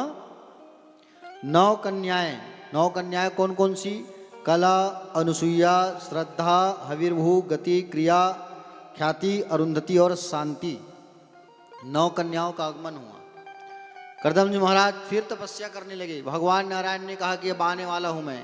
दोनों जाके बिंदुसार सरोवर में नहाए और नहाने के बाद एक विमान मंगाए। विमान में बैठ के दोनों भ्रमण किए और दोनों जब भ्रमण किए तो 9 कन्याओं का आगमन हुआ। फिर तपस्या किए तो सुंदर भगवान का आगमन होने वाला है, कपिल भगवान का। तो करदम और देवहूति के घर में भगवान का अवतार हुआ कपिल नारायण भगवान का। 24 अवतार में से 5वें नंबर के अवतार, ज्ञान के अवतार, पुष्टि के अवतार कपिल नारायण भगवान का इनके घर आगमन होता है। बोलो कपिल नारायण भगवान की। कपिल भगवान का आगमन हुआ और उसके पश्चात अपनी बेटियों की शादी की चिंता होने लगी इनको। अब 9 बेटी है भाई, किसी की भी बात रहे चिंता तो होगा ना। 9 बेटी है तो 9 बेटी है तो चिंता सताने लगी कि बोले मुझे 9 बेटियों की मुझे शादी करना है। अब किसी के घर में भी अगर बेटी होती है तो चिंता सबको होता है कि मेरी बेटी की शादी अच्छे से हो जाए और मेरी बेटी जो है अच्छे घर में जाए। चिंता होता है कि नहीं होता है, हाँ? प्यारे भक्तजन, बेटियों की शादी इन्होंने ब्रह्मा के पुत्रों के साथ कराया और बेटियां जो है हमेशा खुश रहें, ये बात हमेशा ख्याल रखना आप लोग। बेटियों का जब शादी करो तो ऐसे घर में करो जहाँ होने वाला पति उसका शराबी ना हो, जुआड़ी ना हो, हाँ? ऐसे घर में शादी करना। ऐसे घर में शादी ना कर देना कि जाने के बाद में तुम्हारी बेटी को तकलीफ हो रहा है प्यारे। सोच समझ के शादी करना। सबसे ज़्यादा चिंता पड़ोसियों को होती है। बोले तू और बेटी बाढ़ गई, कब बिहाव कर देते हैं, जल्दी कर देते शादी, 5-6 लाख लेते दे कर दे वो शादी, ऐसे कहे करो है। सबसे ज़्यादा चिंता पड़ोसियों को होती है, कब करोगे शादी। अरे ऐसी कहीं थोड़ी धकेल दिया जाएगा, हाँ? बेटियां अगर ससुराल में जाके अगर रोती है, आंसू निकलता है तो पूरा का पूरा उसका जो आंसू, एक एक आंसू का फल माँ बाप को भोगना पड़ता है भैया। इसलिए 3 दान सोच समझ के करना। लक्ष्मी का दान, गौ का दान और कन्यादान, ये 3 दान बड़े सोच समझ के करना। लक्ष्मी का दान ऐसे जगह मत कर देना। जवान आदमी आता है आपके ट्रेन के डिब्बे में, S1 में आया, सीट साफ किया, तुम पैसे दे रहे हो, अगले जंक्शन में उतर करके वो मदिरा पी रहा है, गुटखा खा रहा है, उस पैसे से तो लक्ष्मी रोती है, हाँ? तो दान लक्ष्मी का ऐसी जगह किया करो जहाँ लक्ष्मी का सदुपयोग हो, उपयोग हो, अच्छी उपयोग हो। गौ माता का तुमने दान कर दिया ऐसी जगह जहाँ गौ माता को चारा नहीं मिल रहा है। आजकल सब वैसी करते हैं, जानगा महाराज यहाँ दान कर दे, उधर हमारे सगे यहाँ छोड़ दे गाय। अब गाय हो जाए के बाद बेचारी दुख पावत है, तुम मुसीबत से छुटकारा पा गए, लेकिन गाय वहाँ मुसीबत में फंस गई तो गाय वहाँ जाके तुमको श्राप देती है कि मुझे ऐसे जगह में भेज दिया है जहाँ मुझे चारा नहीं मिल रहा है। गाय वहाँ जाके तुमको श्राप देती है। दूसरा दान लक्ष्मी का। तीसरा हुआ कन्यादान, बेटी का दान। कन्यादान जब भी करो, कन्यादान दानों में सबसे श्रेष्ठ दान होता है कन्यादान। किनकी किनकी बेटियां हैं एक बार हाथ तो उठाओ।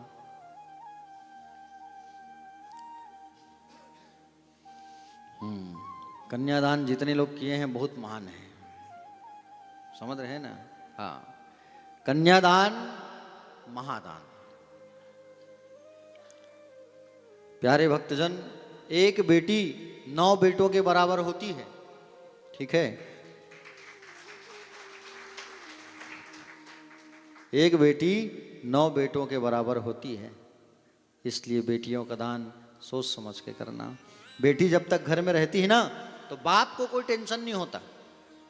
बेटी जब तक घर में रहती है तो बाप को कोई टेंशन नहीं होता। बाप जो है ना बेफिक्र रहता है। कपड़े धुले हैं कि नहीं धुले हैं वो बेटी को याद रहता है। कपड़ा प्रेस हुआ है कि नहीं पापा का, वो बेटी को याद रहता है। पापा कहीं से आए, माँ पापा खाना नहीं खाए हैं। पापा अगर शाम को ड्यूटी से आए, ऑफिस से आए, अपने काम से आए, माँ पापा के लिए चाय बना दो। जूते अगर साफ नहीं हैं, माँ पापा के जूते को पॉलिश कराना है। एक बेटी को चिंता होता है। और बेटी जब तक घर में होती है ना तो घर का लक्ष्मी बना रहता है। जिस दिन बेटी घर से चली जाती है तो घर का लक्ष्मी भी चला जाता है, ठीक है? तो बेटियों का जो दान है वो सोच समझ के करना। बाप जो होता है वो बेटी को खूब प्यार करता है, ठीक है? बेटी को तुम ऐसे जगह धकेल देते हो जहां बेटी को तकलीफ होता है, हाँ, चाह के भी वो कुछ कर नहीं पाती। भाभी अच्छी मिल गई तो मैके जब आए तो खूब प्यार मिले, और भाभी भी कहीं उल्टा वाली मिल गई तो मैके से एक सामान ले जाने के लिए भी सोचना पड़ता है एक बेटी को, हाँ? जब बेटी को कष्ट मिलता है ना तो सबसे पहले बाप को याद करती है वो। और एक बेटी की शादी में सबसे ज्यादा अगर कोई रोता है तो वो बाप होता है, हाँ? बेटी की शादी में अगर कोई रोता है तो कौन रोता है? बाप। उनकी आंखों में आंसू नहीं होता लेकिन सीने में दर्द बहुत होता है प्यारे, एक बाप की आंखों में। देखो, बेटी जो होती है उसको कोई तकलीफ नहीं होना चाहिए ससुराल में, इसका विशेष ख्याल रखना। बेटी को जब याद तकलीफ होती है तो सबसे पहले बाप को याद करती है, और बाप को याद करके खूब रोती है बेटी जो है। और बेटी रोते रोते कहती है, ध्यान से सुनना। सच बात पूछती हूँ बताओ न बाबूजी, छुपाओ न पापा जी, क्या याद मेरी आती नहीं। जब बेटी को तकलीफ मिलता है, बेटी याद करते करते रोते रोते बाप को याद करती है। सच बात पूछती हूँ बताओ न बाबूजी, छुपाओ न पापा जी, क्या याद मेरी आती नहीं। पैदा हुई घर में मेरे मातम सा छाया था। बेटियां जब पैदा होती थी ना तो पहले के लोग कहते थे अरे बेटी हो गई, लेकिन वो बाप को खुशी होता है कि बेटी आई है। पैदा हुई घर में मेरे मातम सा छाया था, पापा तेरे खुश थे मुझे माँ ने बताया था। ले के नाम प्यार जताते भी मुझे थे, आते थे कहीं से तो बुलाते भी मुझे थे। मैं हूँ नहीं तो किसको बुलाते हो बाबूजी, छुपाते हो पापा जी, क्या याद मेरी आती नहीं। बाप जब होता है ना तो बेटी की हर ख्वाहिश हर जिद पूरी होती है, हाँ? हर जिद मेरी पूरी हुई, हर बात मानते। बेटी थी मगर बेटों से ज्यादा थे जानते। घर में कभी होली कभी दीपावली आई, सैंडल भी मेरी आई, मेरे फ्रॉक भी आई। अपने लिए भी बंडी ना लेते थे बाबूजी,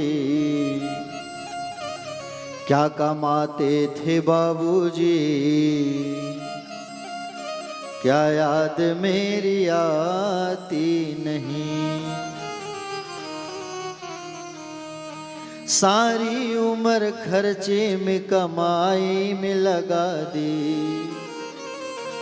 बाकी बचा वो। सारी उम्र खर्चे में कमाई में लगा दी। दादी बीमार थी तो दवाई में लगा दी। पढ़ने लगे हम सब तो पढ़ाई में लगा दी। बाकी बचा वो मेरे सगाई में लगा दी। अब किसके लिए इतना कमाते हो पापा जी, बचाते हो बाबूजी,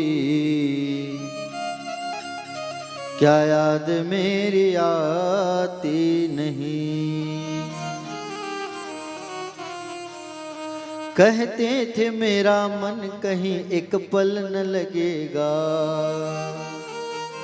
बिटिया विदा हुई तो घर घर न लगेगा। कपड़े कभी गहने कभी सामान संजोते, तैयारियां भी करते थे छुप छुप के थे रोते। कर कर के याद अब तो न रोते हो बाबूजी, कर कर के याद अब तो न रोते हो पापा जी, क्या याद मेरी आती नहीं। कैसी परंपरा है ये, कैसा विधान है, पापा बता न कौन सा मेरा जहान है। आधा यहाँ आधा वहाँ जीवन है अधूरा, पीहर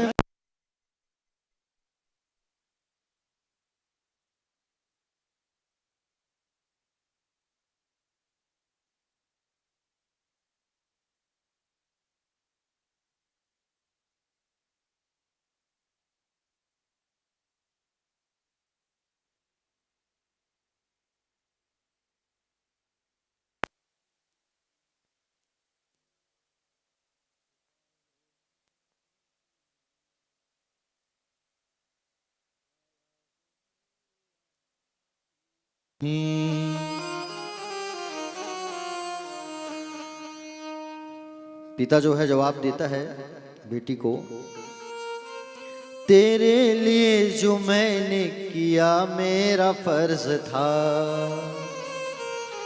बिटिया की शादी करना तो बाबुल पे कर्ज था। क्यों रख लिया है बोझ मन में, क्यों उदास है, बिटिया का पापा होना तो किस्मत की बात है। तुम सब के लिए अब भी कमाता हूँ लाडली, हाँ मेरी भोली लाडली, हाँ याद तेरी आती बहुत है।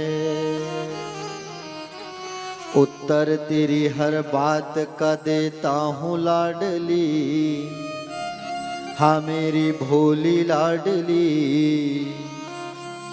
हाँ याद तेरी आती बहुत है, हाँ याद तेरी आती बहुत है। तो प्यारे भक्तजन, बिटिया की विदाई बड़े सोच समझ करके करना। बिटिया को कभी कोई दुख या कोई तकलीफ कभी ना मिले, इसका हमेशा ख्याल रखना। बेटियां जो होती है ससुराल जाने के बाद भी माँ बाप का ख्याल रखती है, ठीक है। बेटा तो एक बात बदल जाता है, ठीक है, बेटा एक बार बदल जाता है पत्नी आने के बाद, लेकिन बेटियां नहीं बदलती, बेटियां वही रहती है। और सभी बेटे बदल जाए ऐसा नहीं है, सब बेटे बदल जाए ऐसा भी नहीं। कुछ कुछ बेटे आज भी महान हैं, जो माँ बाप के बारे में सोचते हैं, है ना। तो प्यारे भक्तजन, 9 बेटियों की शादी करदम जी महाराज ने अपने ब्रह्मा के पुत्रों के साथ में किया। करदम जी सन्यास ले लिए, चले गए। माँ जो थी देवहूति, वो बैठ करके अपने पुत्र से ज्ञान की बातें पूछने लगी। ज्ञान की बातें पूछने लगी कि बेटा मेरा जीवन कब पूर्ण होगा। तो इस पर जवाब दिया कि माँ, आपका जीवन जब पूर्ण होगा जब आपका संबंध पूर्ण से हो जाएगा, जब आप पूर्ण से जुड़ जाएंगे तब आपका जीवन पूर्ण होगा। अष्टांग योग का ज्ञान दिया यहाँ पर भगवान ने अपनी माँ को। माँ वहाँ से, माँ की जो शरीर है वो सरिता बन करके बह गई। भगवान कपिल नारायण चले गए, सागर के मध्य जाकर के बैठ गए, और वो स्थान कहलाया गंगा सागर। आज भी लोग वहाँ जाते हैं, गंगा सागर, सब धाम बार बार, गंगा सागर एक बार। प्यारे भक्तजन, आगे कपिल भगवान के बाद में दत्तात्रेय भगवान के जन्म की कथा आती है। दत्तात्रेय भगवान का जन्म कैसे हुआ? प्यारे भक्तजन देखो, दत्तात्रेय, इनके माता पिता कौन? अत्रि और अनुसुईया। अनुसुईया कौन है? कपिल भगवान की बहन है। ये 9 बेटियां जो हुई ना, उसमें से एक है अनुसुईया। इनका विवाह अत्रि के साथ हुआ। महान नारी थी, पतिव्रता नारी अनुसुईया मैया, बहुत बड़ी नारी थी, पति की खूब सेवा करती थी, ठीक है, पति की खूब सेवा करती थी। पति जब सो जाए तब सोती थी, पति जब खाए तो खाती थी, कहीं जाए तो पति से परमिशन लेके जाती थी, कहीं भी कुछ काम करती थी तो पति पति पति पति, केवल पति। भगवान की पूजा नहीं करती थी, केवल पति की पूजा करती थी। समझ रहे हो ना? केवल पति, अनुसुईया मैया।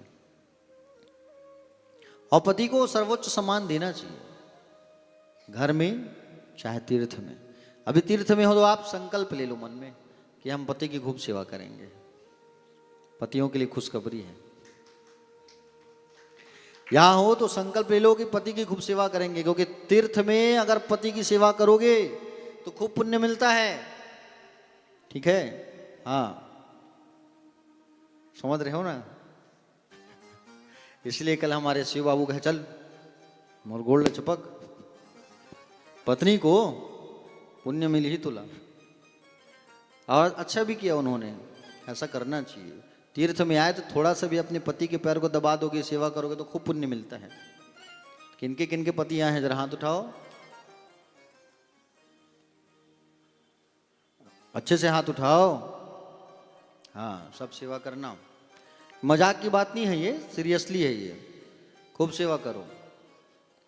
अब पति के बिना तो कहीं जाना नहीं चाहिए। पति जब घर में नहीं है तो श्रृंगार ना करो, पति जब घर में नहीं है तो घर से बाहर ना जाओ, ठीक है। पति जब बैठे रहे तो आप भी नीचे बैठो, पति के समकक्ष नहीं बैठना चाहिए। पति के लिए श्रृंगार करो, और श्रृंगार केवल पति के लिए होना चाहिए, और किसी के लिए नहीं। पति की खूब सेवा करना चाहिए। पति जब भोजन कर ले तब खाना चाहिए। आप लोग पहले थोड़ी खा लेते हो, हाँ मना खा लेता ना, वो कबू खाए, ऐसे तो नहीं है। हाँ, कई माताओं को देखा है कि बोले पहले ही सो जाते हैं, खर्राटे लगाते हैं, पति कहीं भी रहे। ऐसा नहीं, पति की खूब सेवा करो। हाँ, पति जब भोजन कर ले तब खाओ। पति का जूठन खाना चाहिए। और किसका जूठन खाना चाहिए? पति का जूठा खाना चाहिए, ना कि खिलाना चाहिए। खिलाते हो क्या आप लोग? आजकल तो वही जमाना चल रहा है, लो ना जी, एक ही प्लेट में खा लेते हैं। हाँ, मैंने देखा उस दिन शायद थाली वाली नहीं है आश्रम में, कहाँ धोत मांजत रही, वो एक ही ठन में खा लेते हैं। तो एक ही थाली में चम्मच पकड़े और खा रहे हैं पति पत्नी। तो ऐसा मत करना। अगर आप पति को कहीं जूठा खिला दिए तो घोर नरक में जाना पड़ेगा भैया, ठीक है। हाँ, तो अनुसुईया मैया बहुत बड़ी नारी थी। एक बार नारद जी महाराज पार्वती मैया के पास गए हुए थे, वहां जा करके अनुसुईया मैया के बारे में चर्चा कर दिए। तो तीनों मैया ने कहा कि बोले कौन है ये महान नारी? तो कहे कि बोले अनुसुईया मैया जो चित्रकूट में रहती है। तीनों देवियों ने अपने पति से कहा कि जब उसकी परीक्षा लेकर के आओ, और तीनों देव गए परीक्षा लेने के लिए। ब्रह्मा विष्णु महेश जा करके ब्राह्मण का स्वरूप बना करके जैसे ही गए और भिक्षा मांगने लगे। और भिक्षा जैसे ही मांगने लगे तो मैया भिक्षा लेकर के आए। तो तीनों देवों ने कहा कि बोले ऐसे भिक्षा ना लेंगे, भिक्षा देना है तो वस्त्र उतार करके भिक्षा प्रदान करो तभी भिक्षा स्वीकार करेंगे। बोले ठीक। मैया अंदर गई और मैया अंदर जा करके क्या करती है, मैया जो है अंदर जाती, अंदर जाकर के कमंडल से जल लेकर के आई और जल हाथ में लेकर के छिड़क के कहती है ओम पति परमेश्वराय नमः, छिड़क देती है। और जैसे छिड़की तो तीनों जो है 10-10 दिन के बच्चे बन गए। अनुसुईया मैया सुंदर पालने में डाली, खिलाने लगी, स्तनपान कराने लगी, प्रेम करने लगी।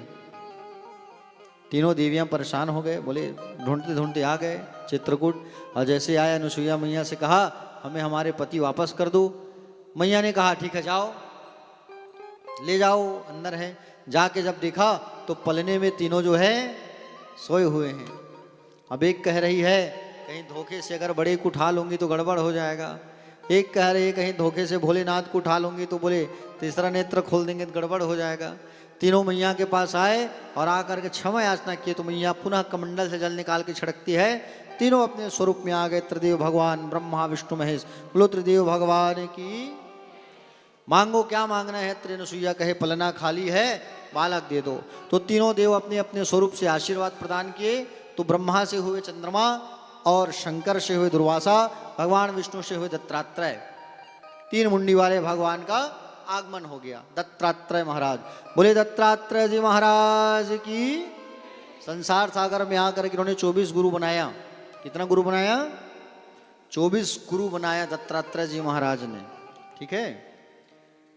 दत्तात्रेय जी महाराज 24 अवतार में से 6ठे नंबर के अवतारी हैं। सुखदेव भगवान राजा परीक्षित से कहे, बोले हे राजन आओ अब आगे। बोले तीसरी कन्या के बारे में बताता हूं, प्रसूति, जिनका विवाह हुआ है दक्ष प्रजापति के साथ। किसके साथ हुआ है? दक्ष प्रजापति के साथ हुआ है। दक्ष को प्रजापतियों का राजा। अच्छा, प्रजापति किसे कहते हैं? जैसे हम सब जितने सागर में, मतलब इस संसार सागर में मनुष्य हैं हम लोग, तो हम लोग उठते हैं, सोते हैं, खाते हैं, कार्य करते हैं। उनका देख रेख कौन करता है? किस देवता को दायित्व सौंपा गया है? प्रजापति।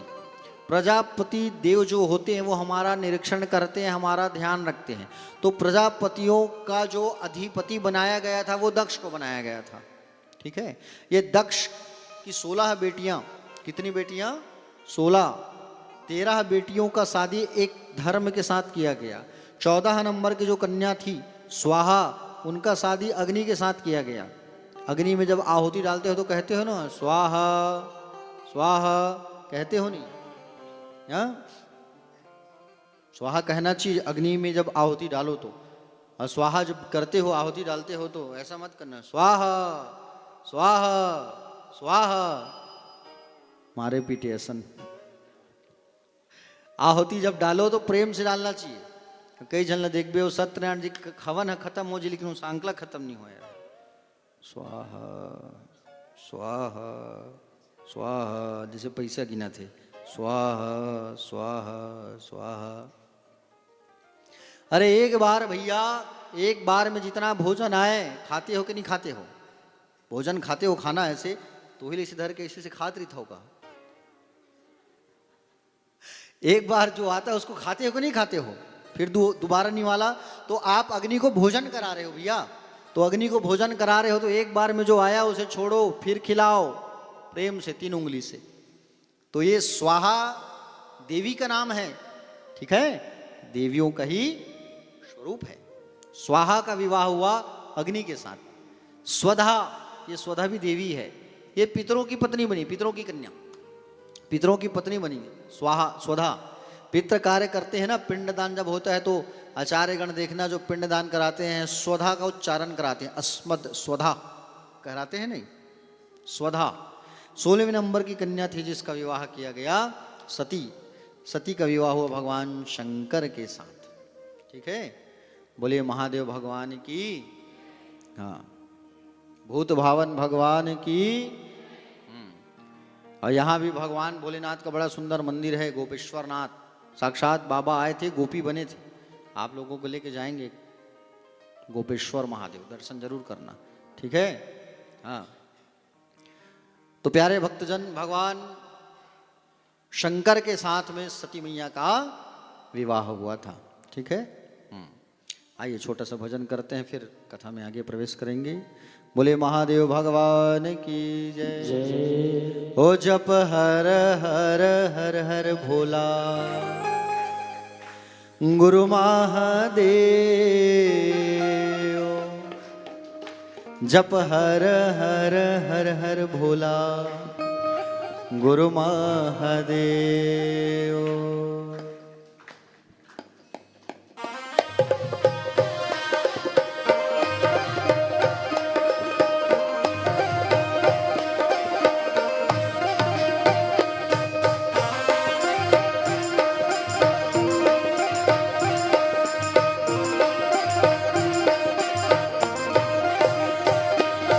जप हर हर हर हर भोला गुरु महादेव, जप हर हर हर हर भोला गुरु महादेव, जप हर हर हर हर भोला गुरु महादेव, जप हर हर हर हर भोला गुरु महादेव, जप हर हर हर हर भोला गुरु महादेव, जप हर हर हर हर भोला गुरु महादेव, जप हर हर हर हर भोला गुरु महादेव, जप हर हर हर हर भोला गुरु महादेव।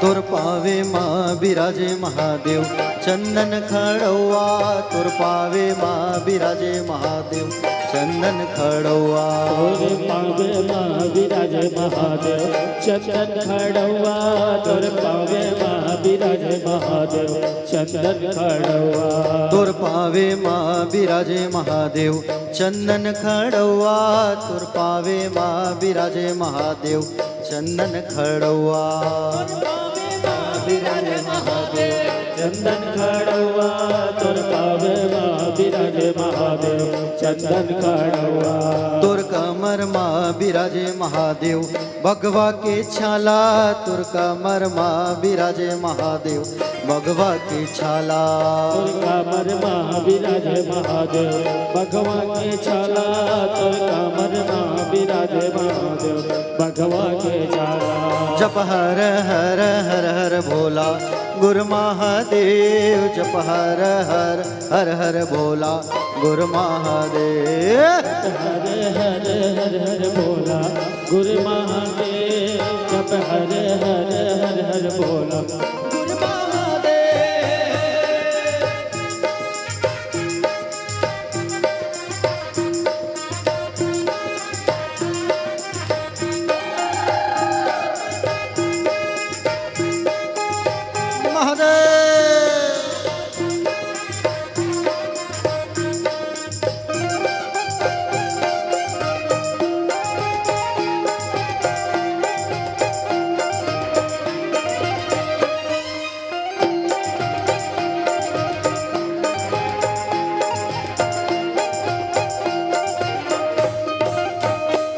तोरे अंग माँ बिराजे महादेव अंग विभूति, तोरे अंग माँ बिराजे महादेव अंग विभूति,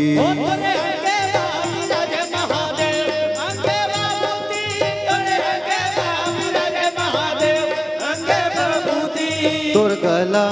विराजे महादेव सरपन के माला तुर गला माँ विराजे महादेव सरपन के माला तुरगला महाविराज महादेव सरपन के माला तुरगला महाविराज महादेव सरपन के माला जप हर हर हर हर भोला गुरु महादेव जप हर हर हर हर भोला गुरु महादेव जप हर हर हर हर भोला गुरु महादेव जप हर हर हर हर भोला गुरु महादेव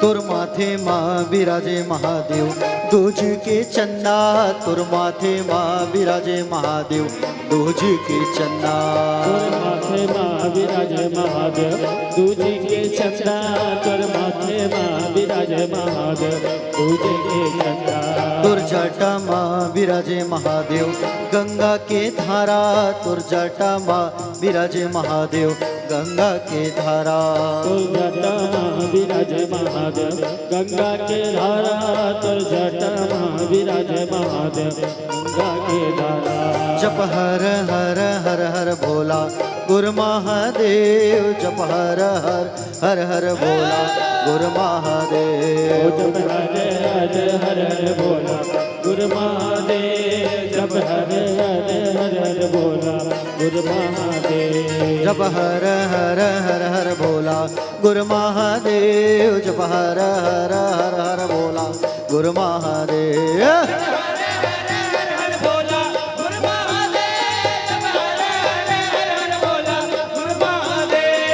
हर हर हर हर भोला गुरु महादेव जप हर हर हर हर भोला गुरु महादेव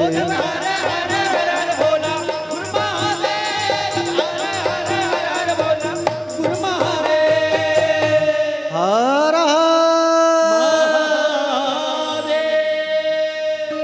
बैठ जाइए। बोले भूत भावन भगवान की गोपेश्वर महादेव भगवान की कुलेश्वर महादेव भगवान की। चलिए बातें ना करो प्यारे भक्तजन, कथा पे आ जाइए। भगवान श्री सुखदेव जी महाराज ने राजा परीक्षित को सुंदर बताया कि बोले हे राजन, सती का विवाह 16 कन्या में से, देखो भागवत पर 16 कन्याओं का वर्णन है और शिव महापुराण और देवी भागवत पर 60 कन्याओं का वर्णन है। ठीक है, अलग अलग पुराणों में अलग अलग कथा जो है वर्णन है प्यारे। तो सती का जो विवाह है जब भगवान शिव के साथ हुआ, सुंदर जीवन चल रहा था। अचानक एक बार की बात है जब दक्ष को प्रजापतियों का अधिपति बनाया गया तो ब्रह्मलोक पर सुंदर स्वागत समारोह रखा गया कि बोले दक्ष प्रजापतियों का अधिपति बने हैं, चलो भाई उनका सम्मान किया जाए। ब्रह्मा विष्णु महेश सब बैठे थे वहां और जैसे ही ब्रह्मा विष्णु आदि महेश सब बैठे हुए हैं, दक्ष को आने में विलंब हो गया। भगवान शंकर आंखों को बंद करके समाधि में लीन थे। दक्ष आया, सारे लोग खड़े होकर के सुंदर उनका स्वागत किए, अभिवादन किए और जैसे ही अभिवादन किए उसके पश्चात ब्रह्मा विष्णु महेश तीनों बैठे थे, सारे सब देवता खड़े होकर स्वागत किए। दक्ष ने देखा ब्रह्मा तो मेरे पिता हैं, नारायण तो मेरे आराध्य हैं, लेकिन ये शंकर ये तो मेरा जमाता है, दामाद है, रिश्ते में मुझसे छोटा है और बोले मेरा सम्मान नहीं कर रहा है, ये बैठा हुआ है। ये गुस्सा आया, बोले कहाँ कहाँ मैं अपनी बेटी को इनको दे दिया। जल उठा करके श्राप दे दिया इन्होंने, जल उठा करके श्राप दे दिया। क्या श्राप दिया? जल उठा के श्राप दे दिया इसने कि बोले आज से इस शंकर को किसी भी यज्ञ में कोई भाग ना मिले,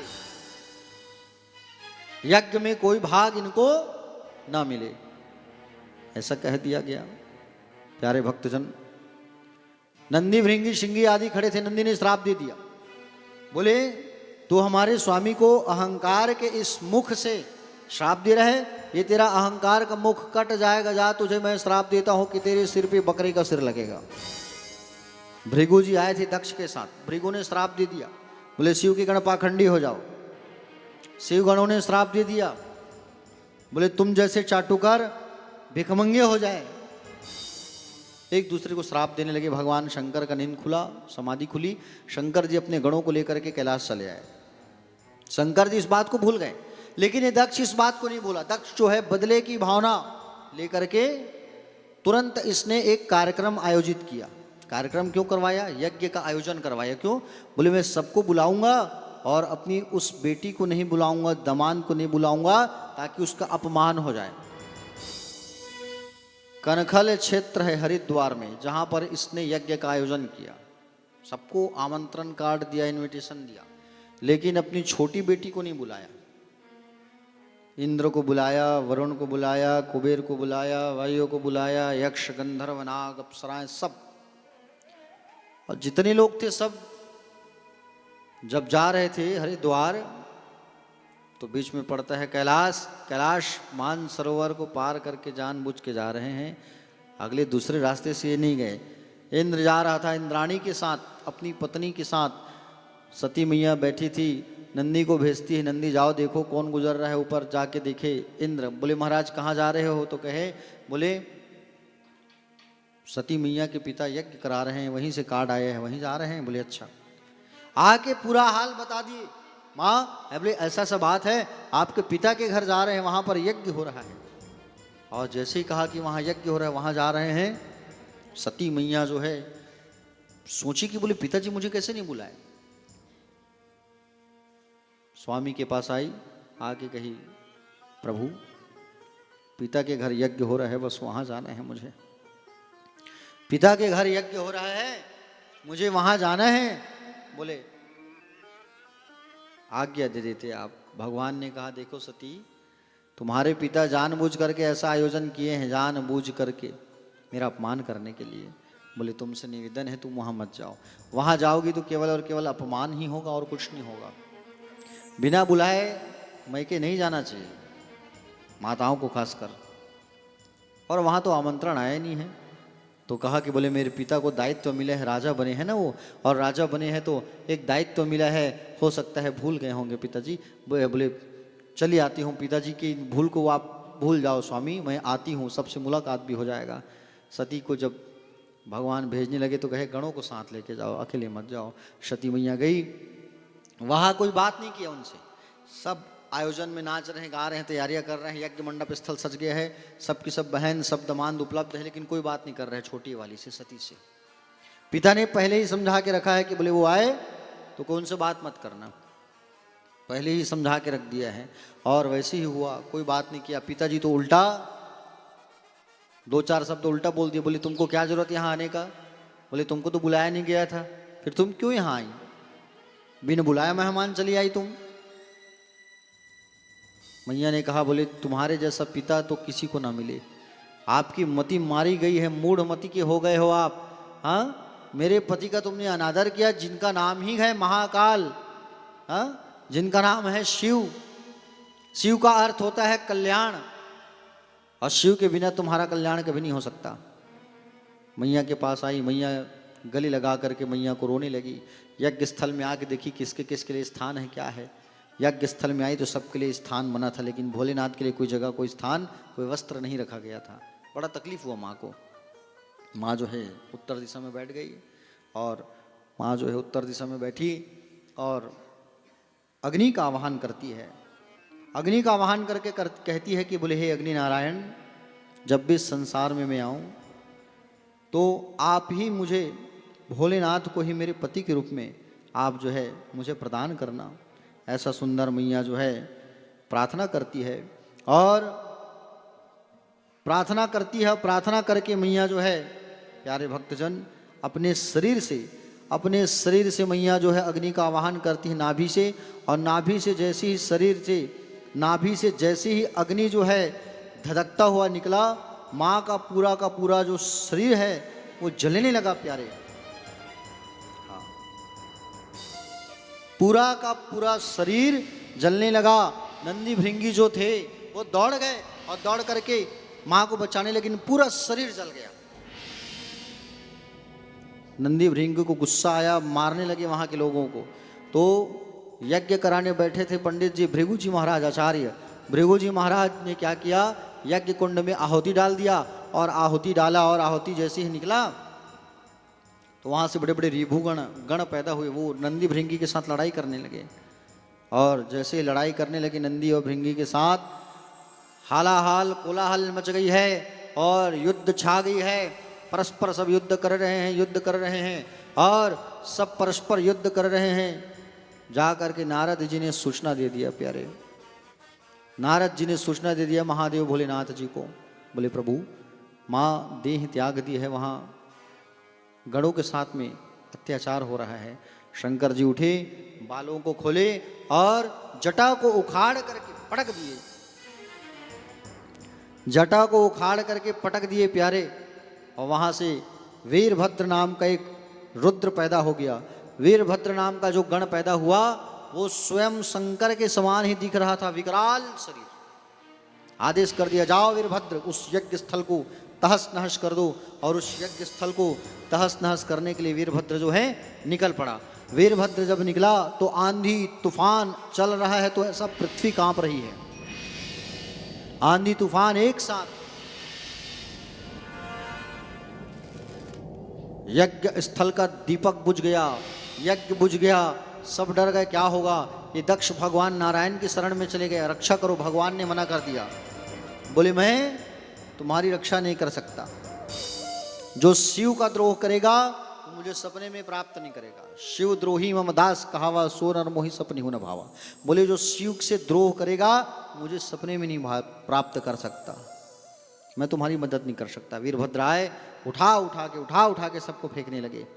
भृगु ऋषि दाढ़ी को हाथ में दाढ़ी को रख के बहुत हंस रहे थे जब दक्ष ने श्राप दिया शंकर जी को। भृगु की दाढ़ी काट दी। भग नाम के जो देवता थे उसके क्या किए, ऊखा नाम के जो देवता थे उसके दांत तोड़ दिए। भृगु की दाढ़ी कट गई।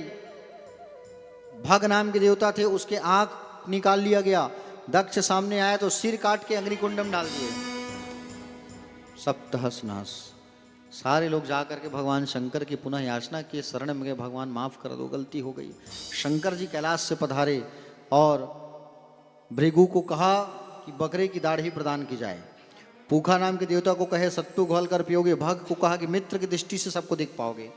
दक्ष पड़ा था, दक्ष के शरीर में बकरे की मुंडी लगाई गई। कहा जाओ इस समय इस नक्षत्र में जो बच्चा जन्म लिया है उसके शरीर को काट के लाओ। तो उसी नक्षत्र में बकरा जो है जन्म लिया था, उसके शरीर को काट के लगाया गया, वो जीवित हो गया। और दक्ष जो है उसी समय भगवान की आराधना करने लगा। बोले हे प्रभु, मुझसे गलती हो गई, मैं अहंकारी था, अहंकार आ गया था। स्तुति गा रहा था लेकिन कुछ समझ नहीं आ रहा था, है ना, मुंह से बम बम बम बम बम बम बम बम बम ऐसा निकल रहा था। इसलिए भोलेनाथ के भक्त क्या कहते हैं, बम बम भोले, बम बम भोले। भगवान शिव के सामने जाके कहोगे तो भगवान जल्दी प्रसन्न हो जाते हैं। इसलिए शिव के भक्त बम बम भोले कहते हैं। कहते कि नहीं कहते हैं, बम बम भोले और मस्ती में डोले हैं।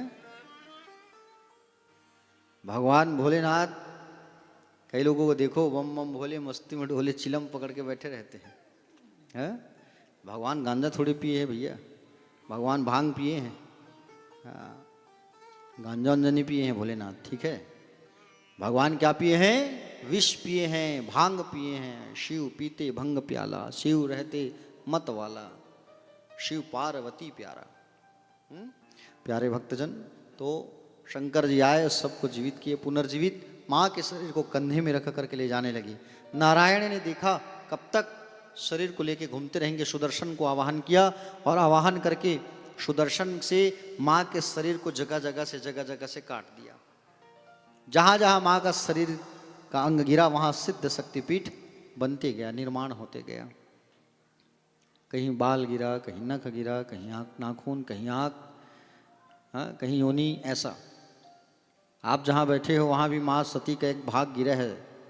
और यहाँ भी सिद्ध शक्तिपीठ है, कात्यायनी मैया का मंदिर है यहाँ। तो कात्यायनी मैया का जहाँ मंदिर है यहाँ वहाँ माँ सती का बाल केस जो है गिरा था। दर्शन कर लेना आप लोग भी। कात्यायनी मैया का मंदिर है लाला बाबू।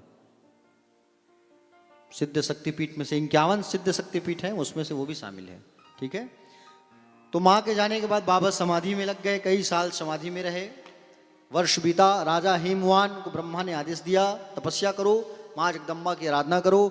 27 साल तक इसने आराधना किया।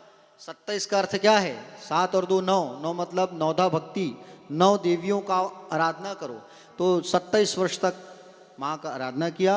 और माँ जो है सुंदर, आज मैना देवी के गर्भ से माँ जो है पार्वती के रूप में उनका अवतरण होता है। बोलो पार्वती मैया की। बचपन से ही भगवान शिव की आराधना करती थी, बचपन से ही शिवलिंग बना बना के पूजा किया करती थी माँ पार्वती, बचपन से शिव की दीवानी। धीरे धीरे बड़ी हुई, खूब तपस्या की। इनकी एक सखी है, उन्होंने इनको हरण किया और हरण करके जंगल ले गई और जंगल में जाके व्रत कराई। ठीक है। तो हरतालिका, हरण मतलब हरतालिका का व्रत किया, जिसको आप तीजा कहते हो छत्तीसगढ़ी में, है ना, तीज का पर्व। माँ वहाँ रही है। अब इधर बाबा को जगाए कौन? कामदेव को भेजा गया। कामदेव आया, आम के वृक्ष के पीछे छुप के बाण मारा। बाण जैसी लगा तो शंकर जी उठ गए, तीसरा नेत्र खोल के कामदेव को भस्म कर दिया। कामदेव जी भस्म हो गए। और कामदेव जैसे ही भस्म हुए भैया, रति दौड़े दौड़े आई, मेरे पति मुझे कब मिलेंगे? तो कहा तुम्हारे पति का पुनर्जन्म होगा। कहाँ? भगवान श्री कृष्ण का पुत्र बन करके वो आएगा, प्रद्युम्न। सुंदर कहा गया। प्यारे भक्तजन, आम का जो वृक्ष था वो भी भस्म था, तो भगवान ने उनको भी वरदान दिया, आम के पेड़ को, कि आज से तुम्हारा जो पत्ता है वो मंगल कार्यों में प्रयोग किया जाएगा और आज से तुम फलों के राजा कहलाओगे। आम को वरदान भगवान शंकर ने दिया है। इसलिए जब छोटे छोटे सुंदर पक्के पक्के आम आते हैं तो उन्हें खाने का सबको मन करता है कि नहीं करता है? आपको अगर मैं मिठाई दूंगा और आम दूंगा तो आप क्या खाना पसंद करोगे? दशहरी आम छोटा छोटा और मिठाई तो क्या खाना पसंद करेंगे? आम ही खाएंगे, है कि नहीं? क्योंकि आम को वरदान दिया है शंकर जी ने। फलों का राजा कौन है? आम। भगवान शंकर की समाधि खुली, सारे देवता दौड़े दौड़े चले आए, बोले चलो चलो चलो। बोले दूसरा कामदेव कहाँ से प्रकट करेंगे? सारे लोग दौड़ के आए और शंकर जी को मनाए, शादी कर लो बाबा, क्योंकि तुम्हारे बिना पूरी सृष्टि अटकी है, शादी नहीं करोगे संतान नहीं आएगा, तारकासुर का वध कैसे होगा, वरदान प्राप्त है, चलो। बाबा ने कहा मैं खुद थोड़ी शादी करूं, जाके चर्चा करूं पहले, लड़की वाले मैं थोड़ी जाऊं, मुझे शादी करना है करके। है बात रखो। तो नारद जी माध्यम बने, नारद जी गए माध्यम बने, और नारद जी जो है जैसी माध्यम बने, प्यारे भक्तजन बात बनी, विवाह की तिथि तारीख नज़दीक आ गई और सुंदर बाबा की विवाह नज़दीक आ गई। आइए 5-10 मिनट में हम लोग भी विवाह का आनंद लेंगे। शंकर जी पार्वती बनी है, 1:30 बज गए है, खाना खाते खाते 2:30 बज जाएगा, दिक्कत हो जाएगा। ठीक है, ऑलरेडी हम लोग लेट चल रहे हैं। तो आइए शिव पार्वती को मंगल उत्सव विवाह हम लोग देखते हैं। पार्वती मैया के साथ में भगवान भोलेनाथ जी का सुंदर मंगलमय विवाह जो है संपन्न हुआ। बाबा बने दूल्हा। ठीक है, दूल्हा किनको किनको बनना है? बारात किनको किनको जाना है? बाबा के बाराती किनको किनको बनना है? हाथ उठाओ जरा। भोले बाबा के। हाँ, तो सबको बढ़िया नृत्य करना है, उत्साह से आनंद से। सुंदर माँ सती के जाने के बाद पार्वती मैया के साथ भोलेनाथ जी का सुंदर विवाह हुआ। आइए वाणी को मैं यहीं विश्राम करता हूँ, समय हो गया है। और शिव पार्वती को ले आइए एक साथ, सीधे थोड़ा सा एक भजन चलेगा, उसमें नृत्य करना है और सीधे वरमाला।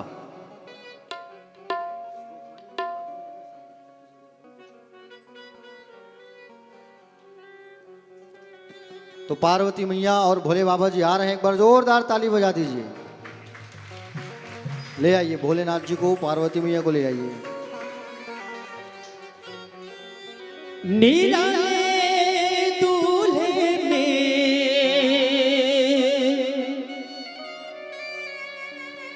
मत वाले दूल्हे में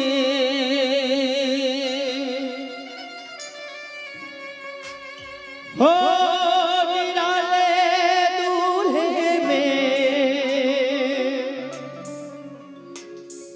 मत वाले दूल्हे में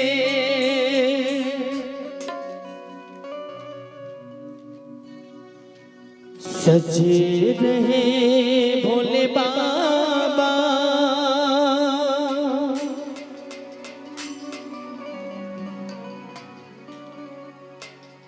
सजे रहे भोले बाबा। अरे हाँ सज रहे रे, अरे सजे रहे भोले बाबा।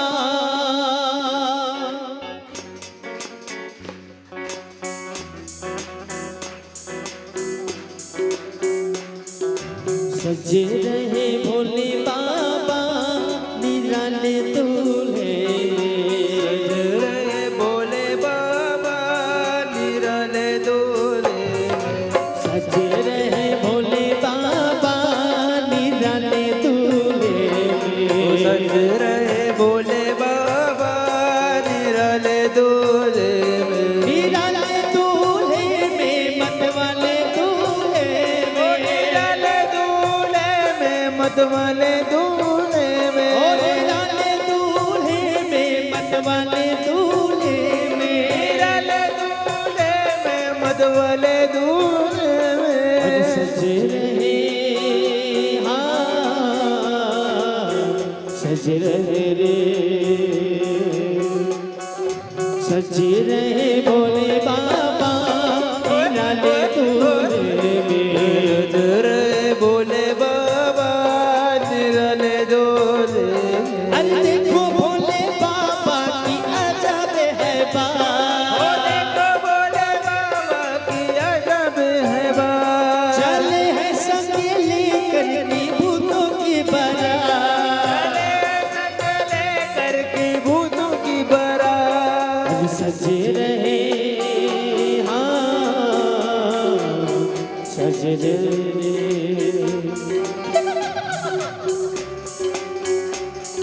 सजे रहे भोले बाबा निराले दूल्हे में। सज रहे भोले बाबा निराले दूल्हे में अरे सज रहे भोले बाबा निराले दूल्हे में, सज रहे भोले बाबा निराले दूल्हे में।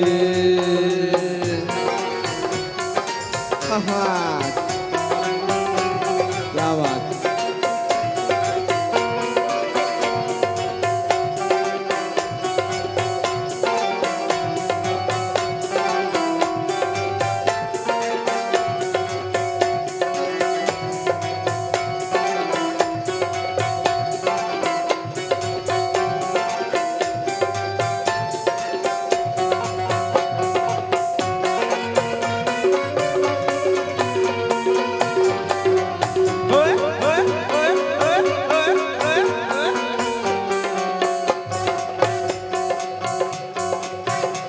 है भेष निराला ये भलका प्याला, सर जटा चढ़ाए तन भस्म लगाए, और बिगली शाला गल में आग की माला, ऐसी जग गंगा मस्तक भर चंदा, फिर डमरू साजे त्रिशूल विराजे, भूतों की लेके टोली चली है ससुरा, भूतों की लेके टोली चले है ससुरा, भूतों की लेके टोली चली है ससुरा। निराले दूल्हे में सजे रहे भोले बाबा निराले दूल्हे में, सज रहे भोले बाबा निराले दूल्हे में अरे सजे रहे भोले बाबा निराले दूल्हे में, सज रहे भोले बाबा निराले दूल्हे में। बोल शंकर भगवान की। चलिए वरमाला कराइए।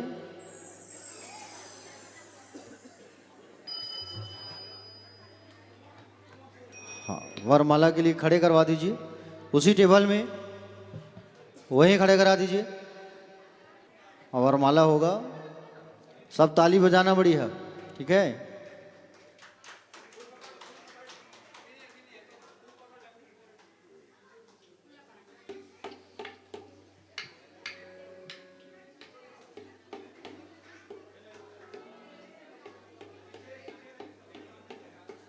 राधे।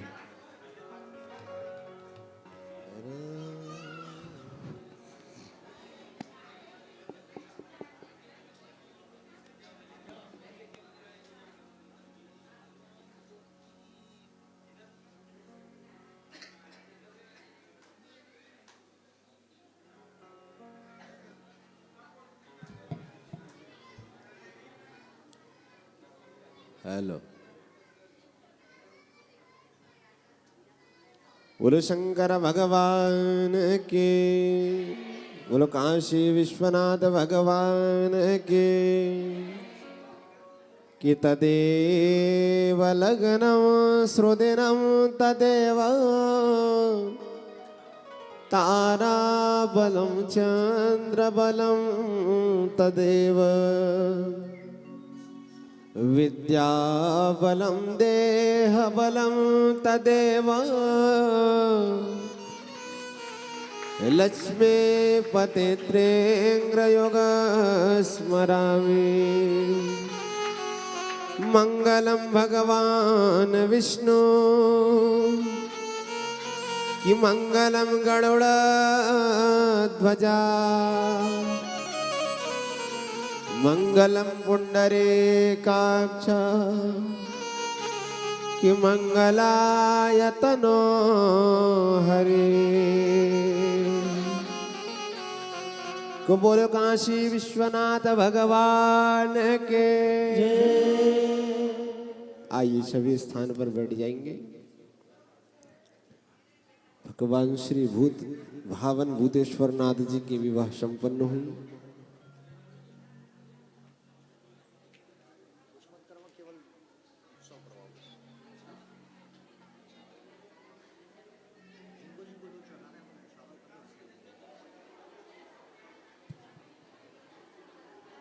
चले आप सभी अपने स्थान पर बैठ जाएंगे। निवेदन करूं सभी भक्तों से,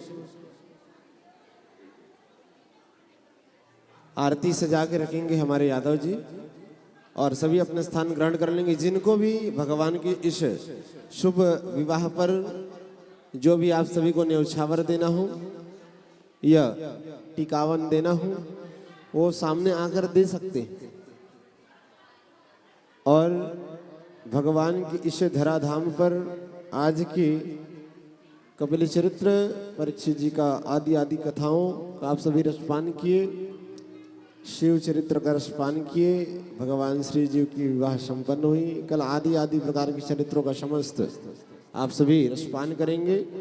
निवेदन करूं सभी भक्तों से कि जिनको भी इस टिकावन में भाग लेना हो सभी आकर सामने बारी बारी आएंगे और यथाशक्ति यथा भक्ति अनुसार न्यौछावर प्रदान कर सकते हैं।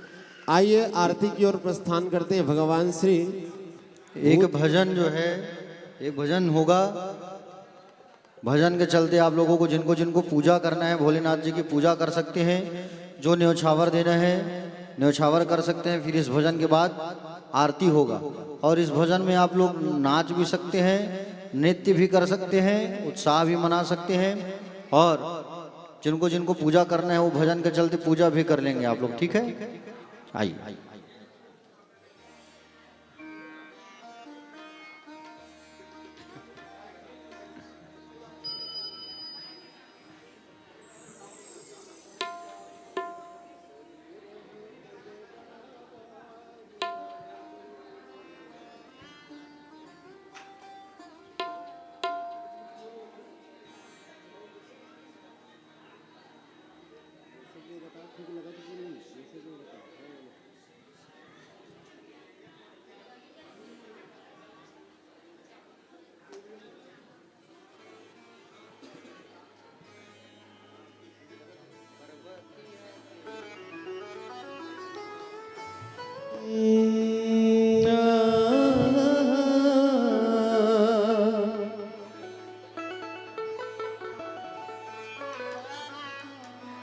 सभी खड़े हो जाएंगे अपने स्थान पर। खड़े हो जाइए सभी।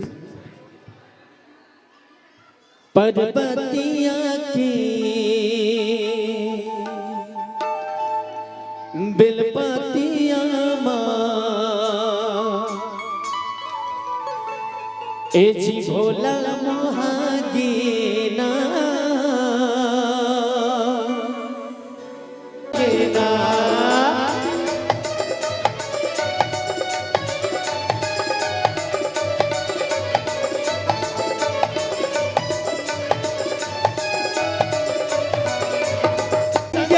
गौर गौरी मांगे ना गौरी माया के संगे गौर गौरी मांगे ना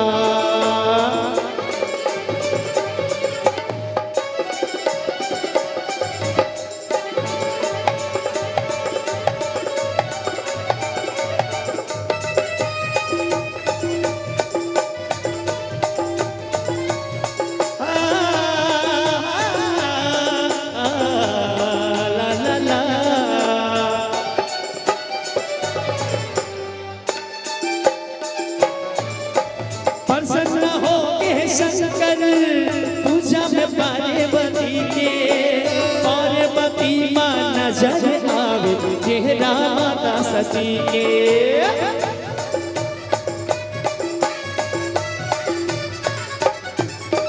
प्रसन्न हो गए शंकर पूजा में पार्वती के पार्वती माँ नजर आवे चेहरा माता सती गौरी गोहागे ना शिव शिव बोलो भैया बोलो शिव शिव शिव शिव बोलो भैया बोलो शिव शिव शिव शिव बोलो भैया बोलो शिव शिव शिव शिव बोलो भैया बोलो शिव शिव शिव शिव बोलो भैया बोलो शिव शिव शिव शिव बोलो भैया बोलो शिव शिव शिव शिव बोलो भैया बोलो शिव शिव शिव शिव बोलो भैया बोलो शिव शिव बोल शंकर भगवान की जय हो हरे हरे महादेव। चलिए आरती तैयार कर लीजिए। आरती जो है प्रज्वलित कर लीजिए। आरती के लिए सब खड़े हो जाइए अपने स्थान में।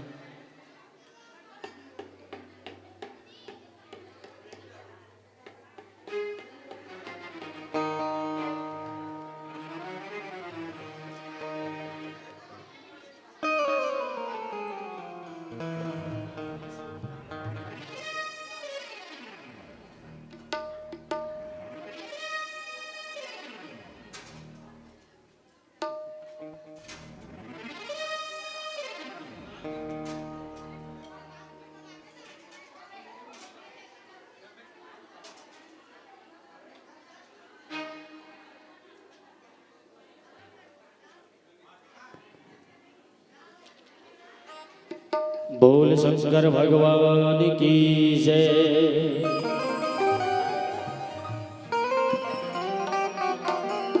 बोल देवादिदेव महादेव की जय हो। ओम जय शिव ओंकारा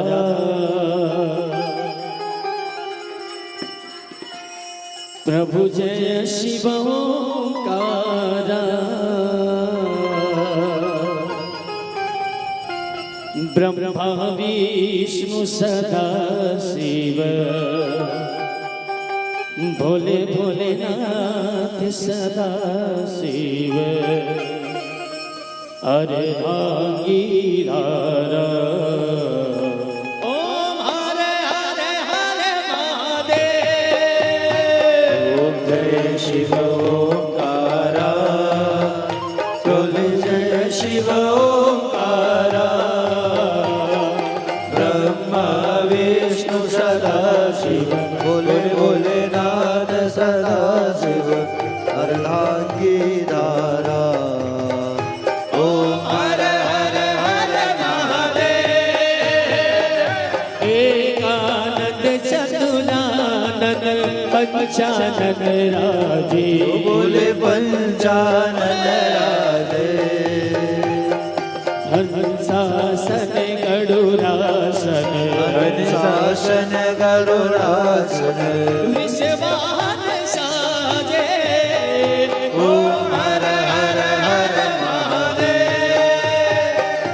तो मुझे चार चतुर भुजे 10 भुजे तय सोहे बोले 10 भुज तय सोहे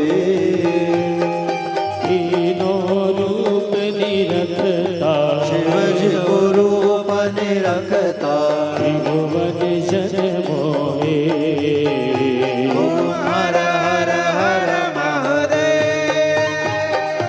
अक्षमाला बनमाला रुंडमाला धारी बोले मुंड माला धारी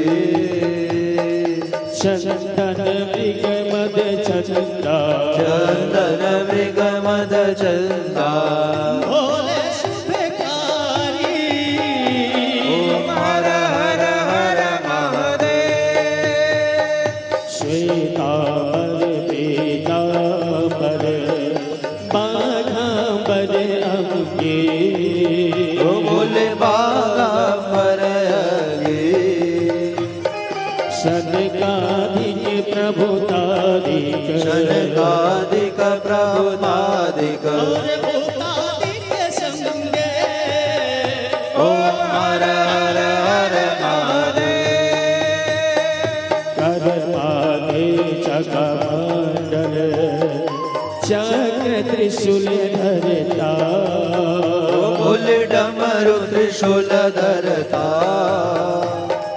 जग हरता जग करता सुख हरता सुख हरता जग पालन करता ओम हर हर हर महादेव ब्रह्मा विष्णु सदा शिव जानत अविवेका भूल जानत विवेका प्रणवाक्षर के माते अक्षर के मति ओ ये तीनों एका ओम हर हर हर महादेव शिव विश्वनाथ जी विराजे नंदी ब्रह्मचारी भूल नंदी ब्रह्मचारी नित्य उठे दर्शन पावे रुचि रुचि भोग लगावे महिमा अति आरी ओम हर हर हर महादेव त्रिगुण स्वामी जी की आरती जो कोई नर गावे भूल जो कोई नर गावे कहत शिवानंद स्वामी भजत हरि हर श्यामे मनवांछित फल पावे ओम हर हर हर महादेव जय शिव ओंकारा प्रभु जय शिव ओंकारा ब्रह्मा विष्णु सदा शिव बोले भोलेनाथ महाशिव ओम हर हर हर महादेव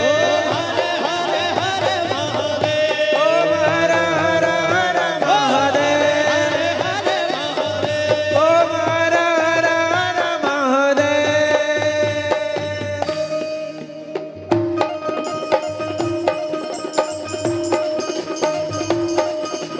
कर्पूरे गौरम गंगावे तारम संसार सारम भुजगेन्द्रहारम सदा वसंत में हृदयारविंदे भवं भवानी सहितं नमामि मंदार माला कुलमाए गावे कपाल माला अंकित से कराए दिगंबराय च दिगंबराय नमः शिवाय च नमः शिवाय नमः शिवाय च नमः शिवाय नमः शिवाय च नमः शिवाय हर हर शिव शंकर नीलकंठ गंगाधर आए शरण तिहारी गाने ऐसा विशाल बैठ हो बिगड़ चाहे माथे पे चंद्र विराजे टना टना टना टना टना टना टना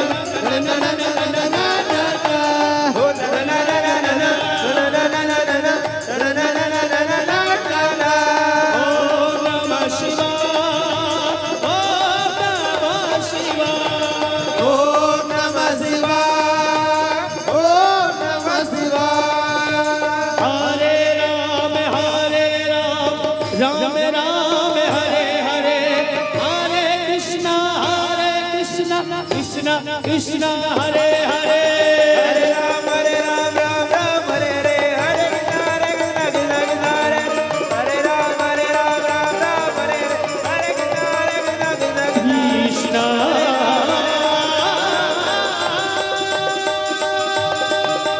हरे राम राम राम हरे कृष्ण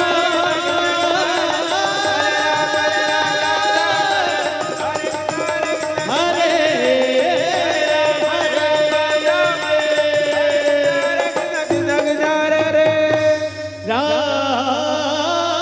राधे